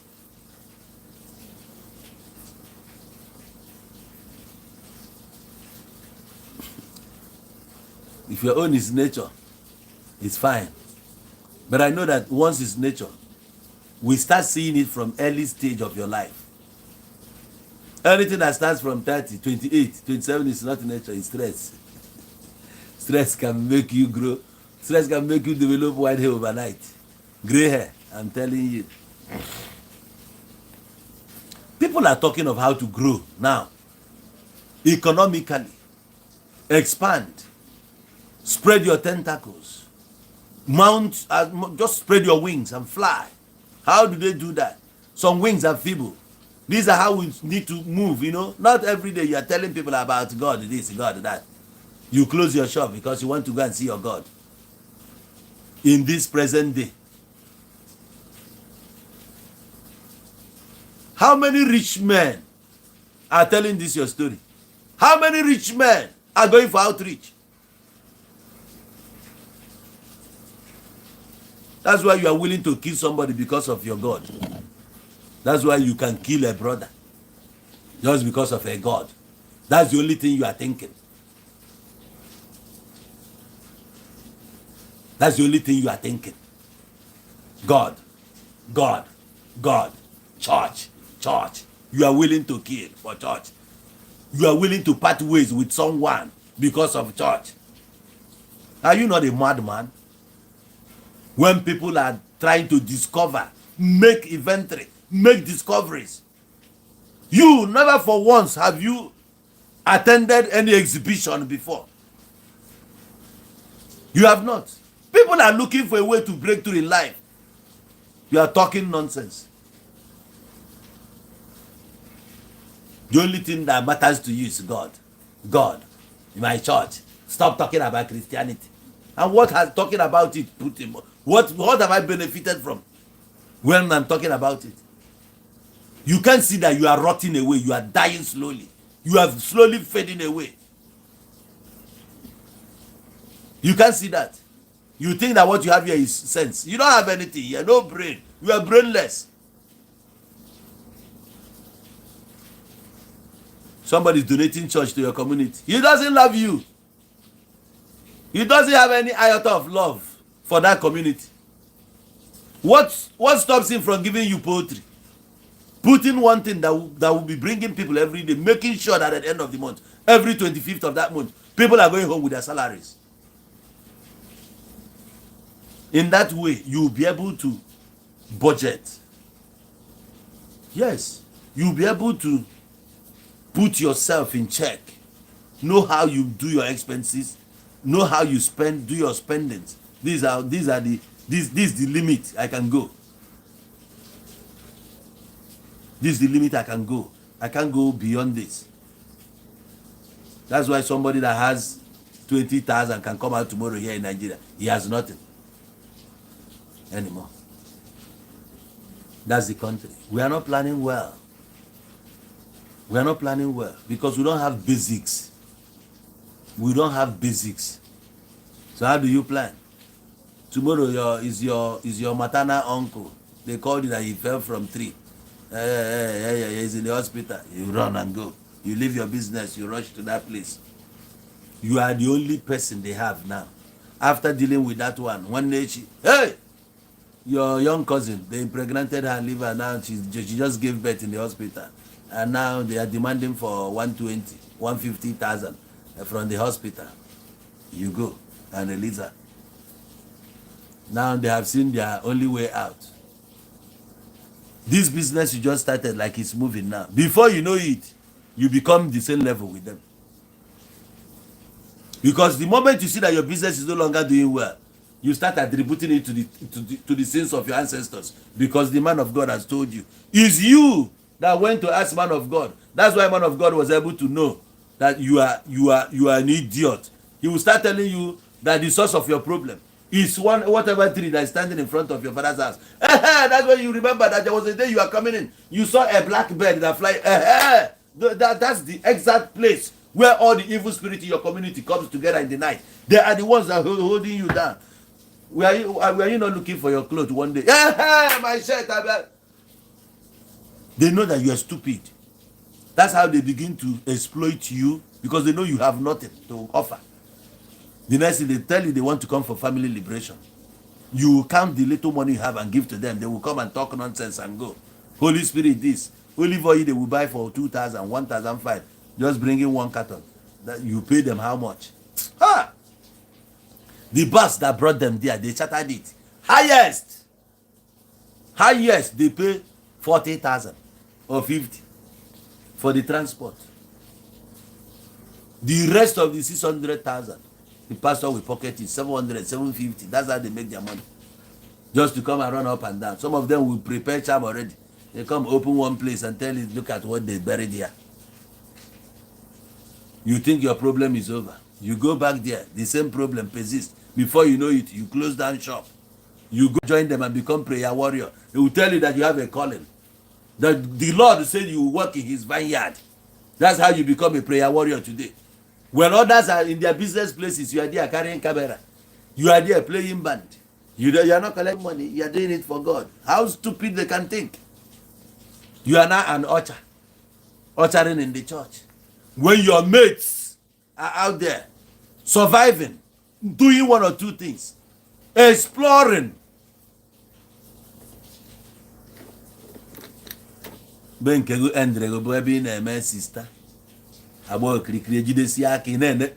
look at them, you see that these are nattered people, haggard looking idiots, no brain. Jeyiri coat na Bulegba, coat to 1979. Barry White if I do MSL concert number one. Oyiria. Ina netrazo yemen digregia ika this one nick. Rano for their nick. Will be vegetable. Will rinni. Bubu onwe anon. Anya na ba isi n'ime brother. Ina sister. How they are sister. Doga poa. Ala de here no be. Ika abwenwa cheap. Your both skirt you can read. You see a mouse in this can ekpofu ndala. Ụfọdụ jere ba choosing emeku. I say the sin amadu po. We ala ha dey was a minute. Ngure bazi ala. Ina nene nwa baba gị na agụkara akwụkwọ mgbanwa. Imsori ya na ajụ onye bụkwa nụ nka. Otu nne katara nne m ochie one day. Ala agba m. Si obere nwa nke anụnwa. Otu obere nwa m oge ni ya dị ebe a. Ha!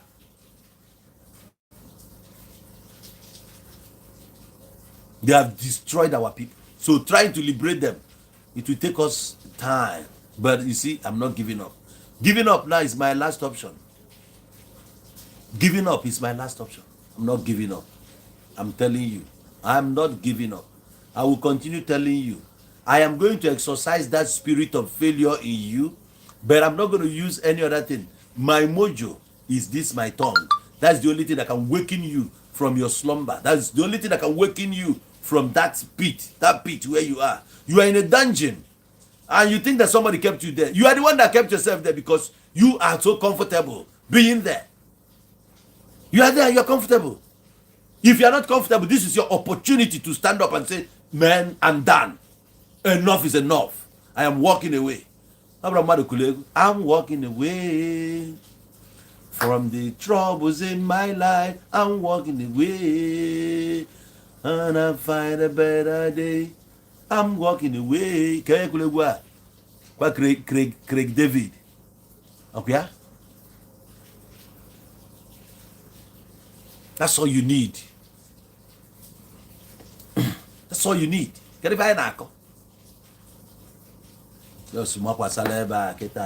are not happy because when wine again I don't ever.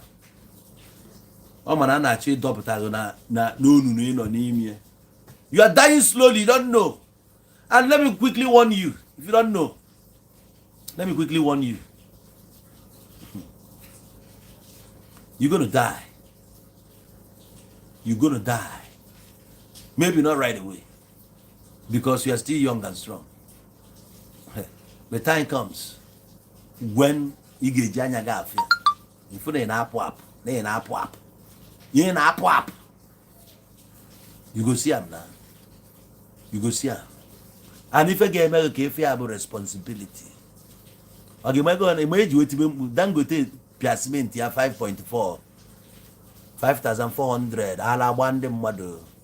A way to be when I was in with information, Nakotonu 7, 1.15. You take it? Oh, well, you can't go to cement here, Dania. You may see, yeah, my own. Maki, my foundation one day. Okay, I know we can spend about 20,000 one bag. You might not run that with 100 naira. I have a bag of Colombia, Veronanka. It will happen. They know the time, man. They know the time, man. All I make it a day, it will happen. This your sister, Nebuguna. I will go here, or surrender everything totally to dear no more. Able subordinate. You are not part of this family. On a head, you don't want to stand up. Your sister not DJ. Okay? Cool down. You get me, she got no sister, not her brother. Sister, or no under somebody, or no under a man like you. She's married. And what now? Your sister gave me children. Ndi take attention, yeah. Oh yeah, no see there for you anymore. Omega vam nanya. Yeah, my man sister have a guarantee. Yeah, my chagota. You think they depend on sister. Eh? You go later here. And I know scores now. In the latest, I spent to 5.7. 5.7 now. Came around many 100 bags now. Oh my God.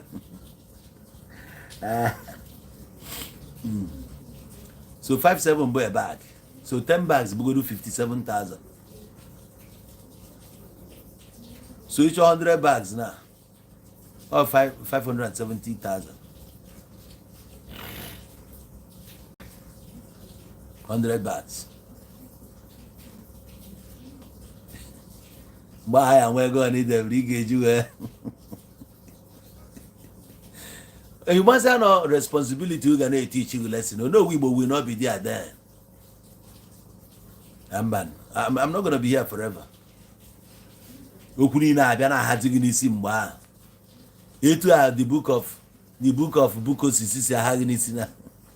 You know, after Jesus. He gave me time run half of one. I want to thank you. Okay, Jesus, man of Rundi Coturia and no Benia. Mwenke, I am on the beginning. Okay. Ozamane, I'm an eye walk, we go. And then when stand by. Yet again, I quadra. Send the NEPA, they should not go.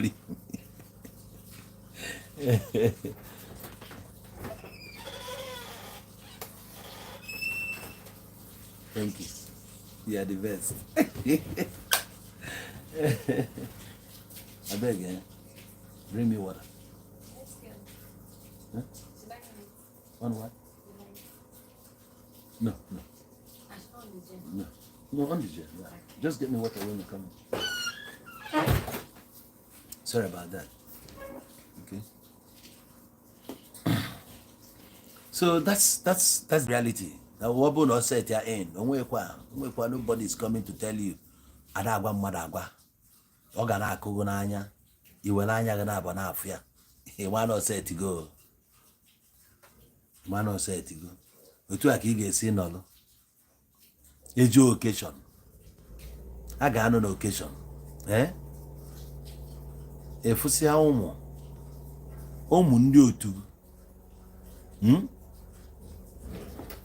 efusia ụmụ ndị otu ka ha dị presentable a na-emefe introduce nke ebe ka ya ebe ka ị ga-ebido kedu ndị ga-eduga ya ebe eje n'ụwaanyị dị onye ka abụ best man ọnwa ndị ụmụ ha bisigoro university ya bịa ịbụrụ best man gbakọ ya n'oge nwe onye ọ na-eche.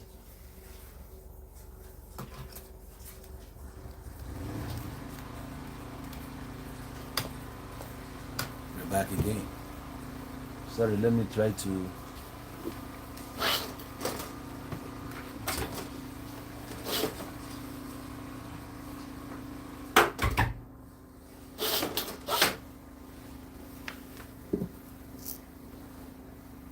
time waits for nobody.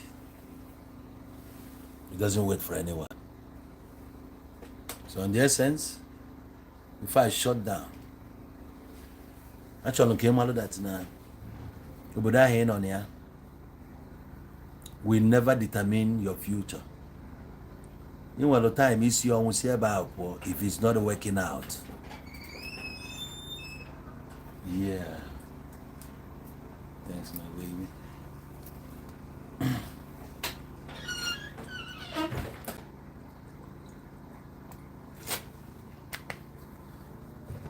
My brother, when it's not working, it's not working. Don't force it. Don't force it. Once it's not working out, it is not working out. Go elsewhere. Move, make a move. Try something else before the fire burns out. Now that you can still think well, now that you are still able, this is the time for you to make a move. Go somewhere. Align yourself with better thinking people. Get involved with people who are still up and doing. Stop aligning yourself with failures. Stop joining hands with people who doesn't have future, people who doesn't have any plan for themselves. So how do you want to grow?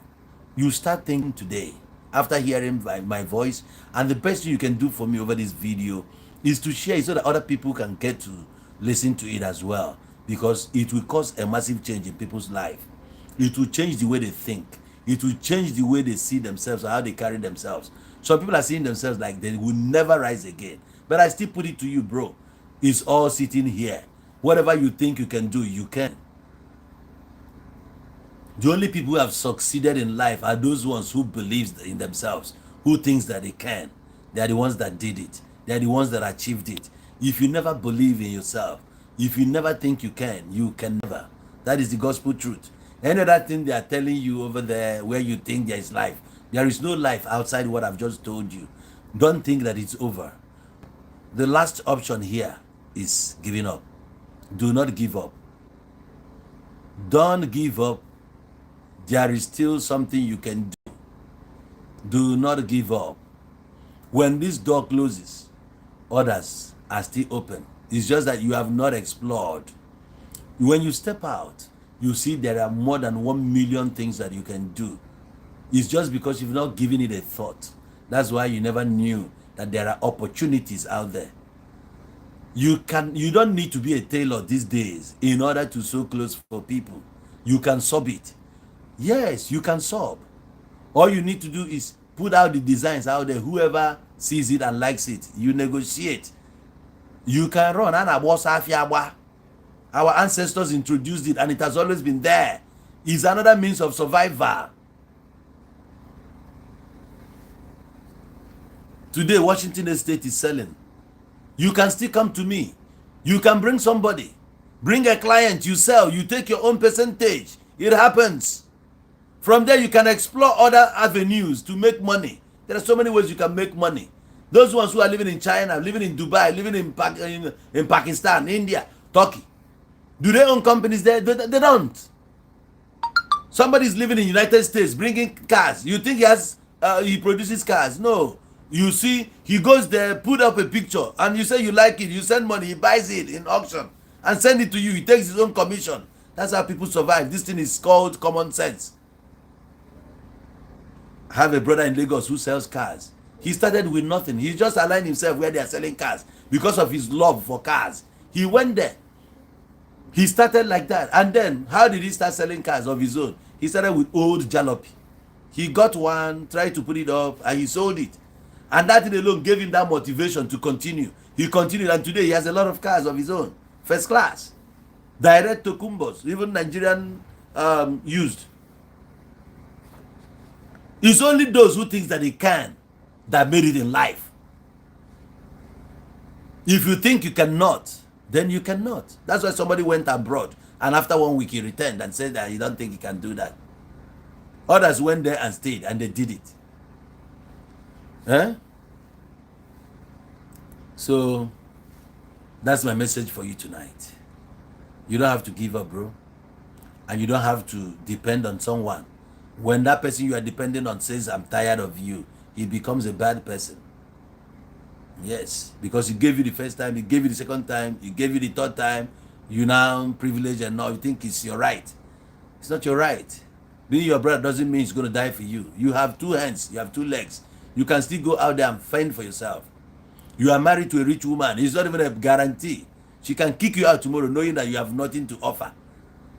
Yeah, she's better off being alone. Now having a husband who is unproductive, just to donate children, that's all. That's the only thing you think you can offer. That's the only thing you are bringing to this marriage. Because no gije ego gije no ya. And so, ego onye ki choli ji we no ya before. You cholo ko nu onwe ya. Do you think that not end by just genota one yoku ebe? That's why you run to a rich family to go get married, believing that the family will help you out.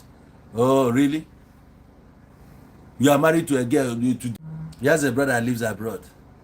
That's why you are fighting tooth and nail to marry the sister. You become a gentle guy overnight. You started dressing well. You started borrowing cars to go and entice her.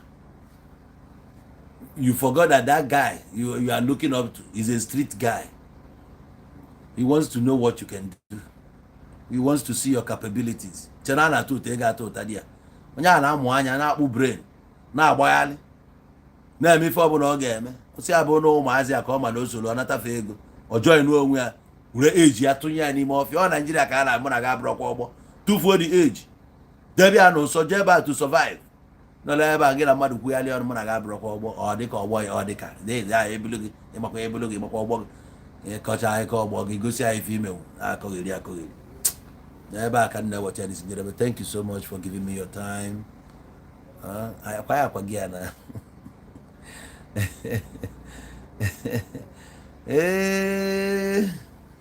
Thank you. If you know very well, perhaps you not watch by the program, but do you expect me to drop my program and start talking to you? If when you drop all your call, okay, I'm that Nandi busy. That's why I dropped your call. You insisted. Once I call, got one more time, I not shut all my program down. These are the things we need to be passing to our people.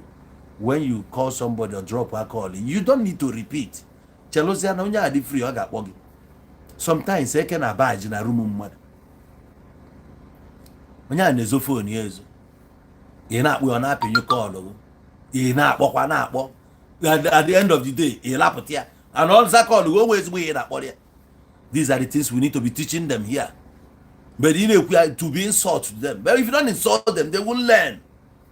Yeah, but they say but don't think living abroad makes me wiser living abroad. I learned so many things I couldn't have learned here. I learned so many things there that I couldn't have learned here if I had been here. It's a plus to my life. It's a plus. Me living abroad made me wiser than most professors you find here. You just have to come here to fight. Senseless people everywhere. Some people went to university, but the university they have never went through them. It has never gone through them. They are still there talking nonsense. You listen to the comments some people are making. You see that they can be never. I'm sorry to use that word.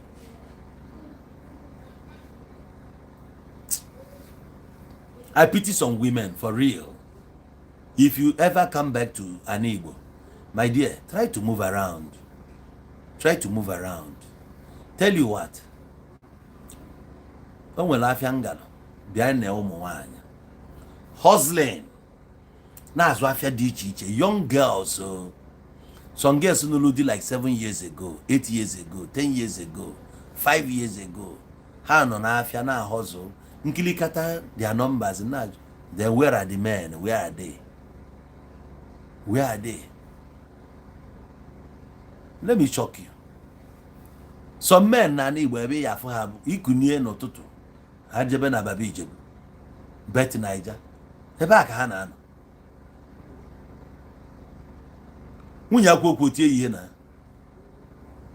nwaanyị na-edi maka na o ji ụmụ na-abịa ịtọ na-edi nke nwoke a na-akọgheri na-agba gambling na-aṅụgharị biya kaikai na-akwụgharị okorobịa na-aṅụ kaikai azazi ọ ga na-agwa gị ama mfe na-agwa gị ụmụ okorobịa na-aṅụ kaikai ihe a na-ekwugheri ekwugheri anọkọta join na signal na-emezi unknown gọọmenti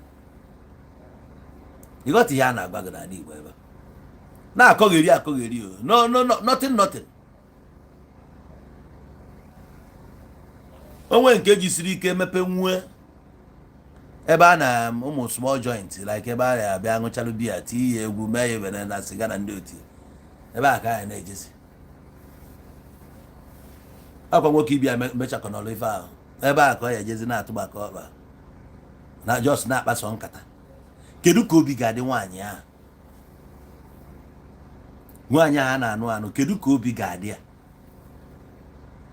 ọ nekata onwe ya eme ahịa ahụ ọ na-azụ ojisi ike na-azụsi ike so ebe a ka ọ na-enwetazi obi aṅụrị na be di ahụ obi aṅụrị adịrọ dị ya chijie n'abalị ọ nakwa the same routine mgbe a na-ericha nri ọ nekata onye ọ na-agbasara ọkpa onwe nothing ọ gbasara ọkpa etinye ihe ma eme ya accuse akpọkpu ya ụmụnna eke ikpe ije ikpe akpọrọ iche na okwu ka a na-ekwu na nwunye ya na-awọzi ya ọhụụ na ọ dị mma iri anụmanụ ịpaziri bụ ịdachigharị amụ n'aka ọ gbasakwara ọkpa tụbakwa ime ọzọ ọmụkwa okuru ma o nwe ihe kọntributuru na ndị amụrụ amụ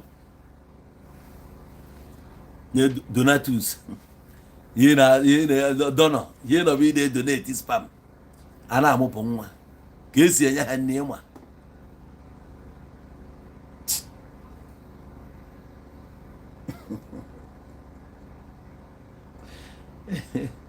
Because you share this video, okay? Yeah, but the only thing I want you to do for me, share this video. If you're a true fan of Ono Weibo TV, if you're a true fan of Ono Weibo, share this video for me. Let it go viral. Let people get it. You can send it to your brother. You can send it to your cousin. You can forward it to your relative. You can forward it in any WhatsApp group. Let those ones who are there, let them listen to the message.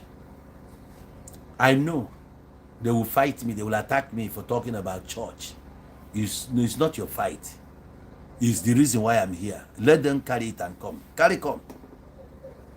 Then you come and tell me what your church has contributed, if not putting you in this mental stupidity.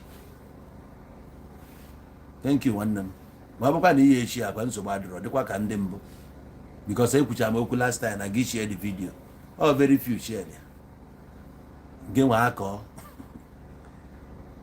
ịkọ mee ya wana ọkwa amaala unu mma ngwa onye ji eke akwa narị ya onye konyele ekonye ya konyesi ike maka ebupụ batrị gị nwee chodan konyesi ike ka anyị na-ekwu ya ka anyị na-ekwusikwa ike. Don't ever think na problem ama abịa. Problem nọ n'ụzọ. Afịa bụ problem. Vọbụ bụ nsogbu. Ọ na-eme exist. Otu isi eku ume na-ekute ume ndụ. Otu a ka esi ekutekwe nke bụ problem. Ọ na-eku eku. Onye ekutere gị ego ime expect na onye ekute problem. Asị. Ọ ya na-abịa. Ofu mkpụrụ problem o kutere gakere n'elu. That year mgbe ahụ ị na-emebe ahụ ya abịa maka na mgbe ahụ na-emebe na imebegideziri okupụzie gị ọ dị ọzọ ya ka iji wee je dina ebe ọ na-egbu egbu na ọ bụ ịmala ife na etu anyị si wee deal with that problem mgbe ahụ abụzi aka esi ya edile gị maka na etu isi deal ya mgbe na idilichara ya dị n'ebe a fa na idilita ya ọ bụ na idilitere ya ọfụma ịkala ịgbagote. And for you, Bagote, level I deal with that problem. If I know 35% KT, I will need 70%. The problem can let it solved of my in Ropa. Then what I got here, man. I Janya have no one appetiqualo. Appetiqua, we are quickly. But no one go, we are get a corner, poor me at that,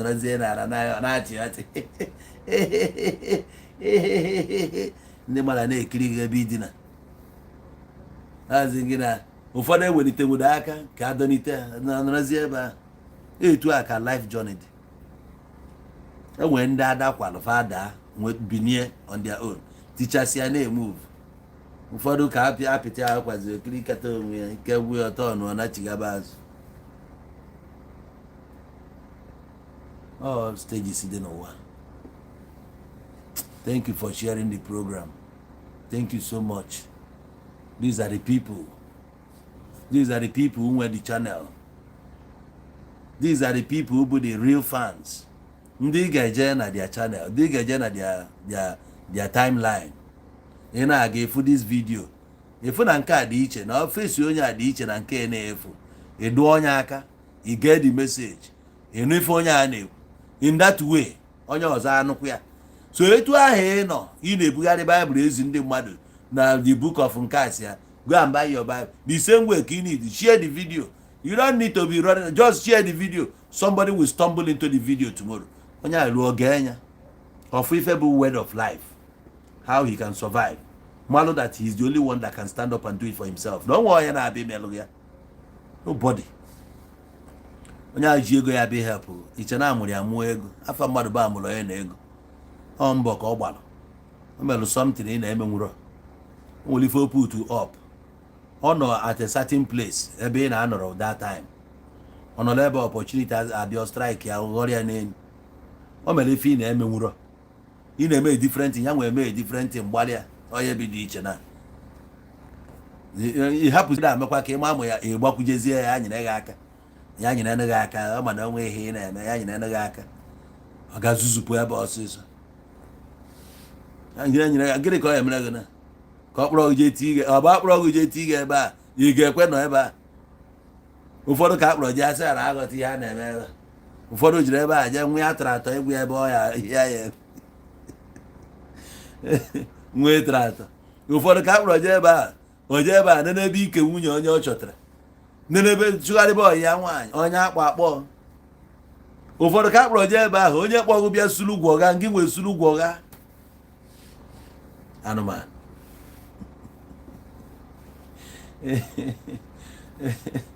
Ka efu onye jere na nke ọyị ya nwoke abịa enyere aka dị ebe a chụba ọyị ya nwaanyị. Nwa obere opportunity o nwere ọkọbana kọtọsịba ọyị ya nwoke nwa ka e bụrụ ezigbo mmadụ. Some girls abụrụ na ụmụazị ma ihe ịkọba kọcha ọkpọkwa ọyị ya nwoke nakwa ihe onye aka ọrịa. Echi lose out achụnakwa gị nachiga back to ebe isi, back to square one again. Ọ ihe ilegu kọsụrụ. Onye chi na-azọ onwe ya o. Ụmụ ụwa o, onye chi na-azọ onwe ya, onye kwelu chi ya ekwe. Onye chi na-azọ onwe ya o. Ụmụ ụwa o, onye chi na-azọ onwe ya, onye kwelu chi ya ekwelu. Share this video. Somebody will see it on your timeline. Ọ ga-esi anya ochi ekwe ya.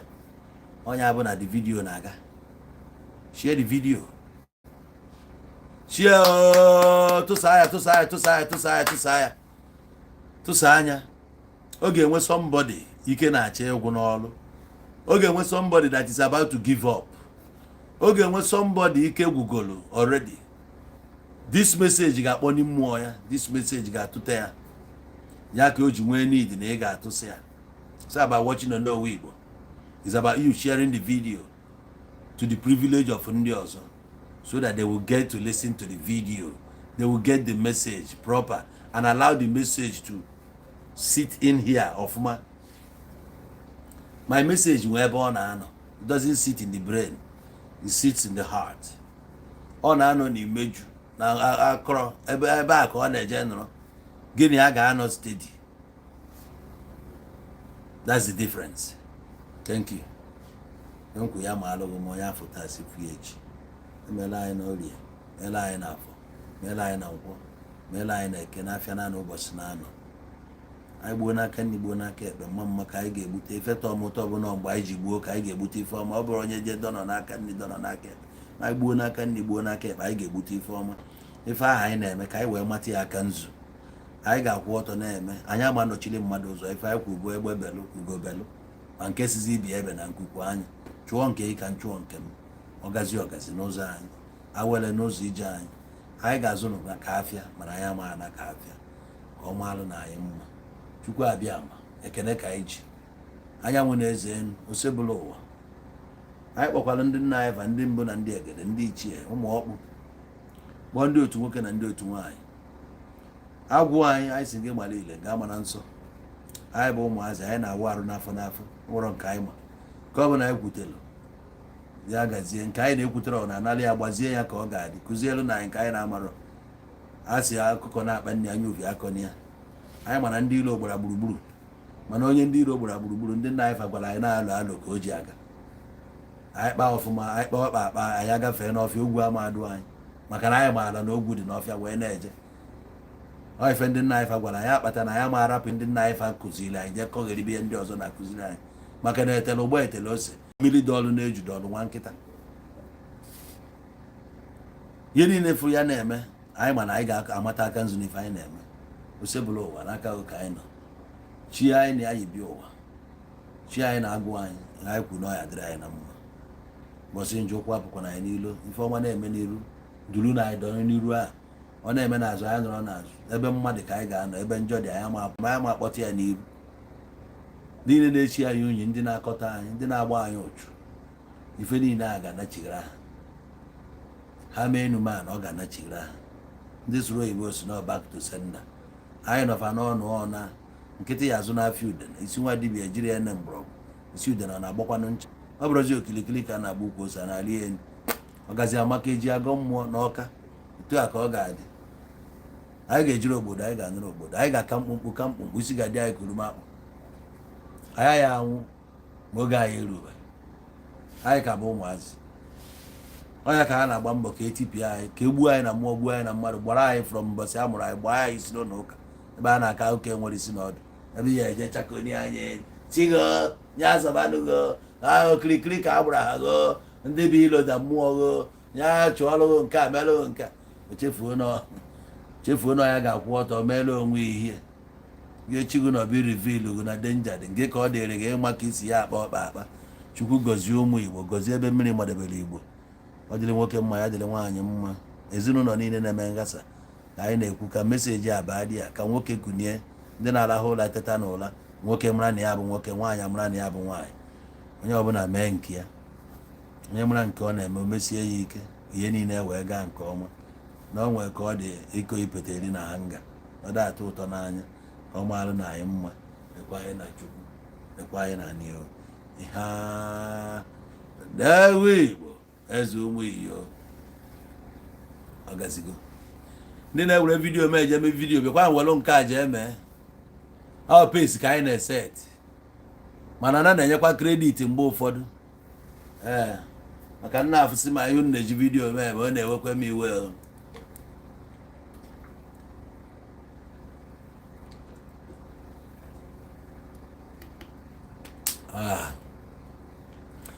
Henry Peter Akwa onye good luck Obi Bondes Slavereja ka ije Auntie Jesus Christ nwanne m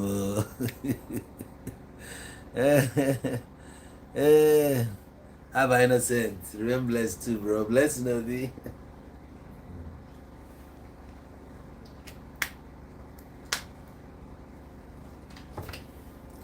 Mụnwa bụ Obi nke ntọrọ na nwaanyị bụ blessing mere afa gị blessing Obi oge izi m fụrụ afa anwụtọ m aba innocent onye tọrọ nna nwoke bụ innocent.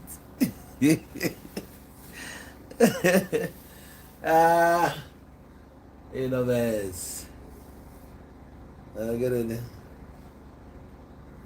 eke a bụ Chukwuma Chioma Godson afa nwa nwaanyị bụ Chioma. Nna ndị niile na-ebe a bụ ndị otu m members ka Nwodo Uchenna ada nwaanyị bụ Uchenna efu ka o si aga my first child bụ Uchenna ojezuko arụ ojezu I need my family members.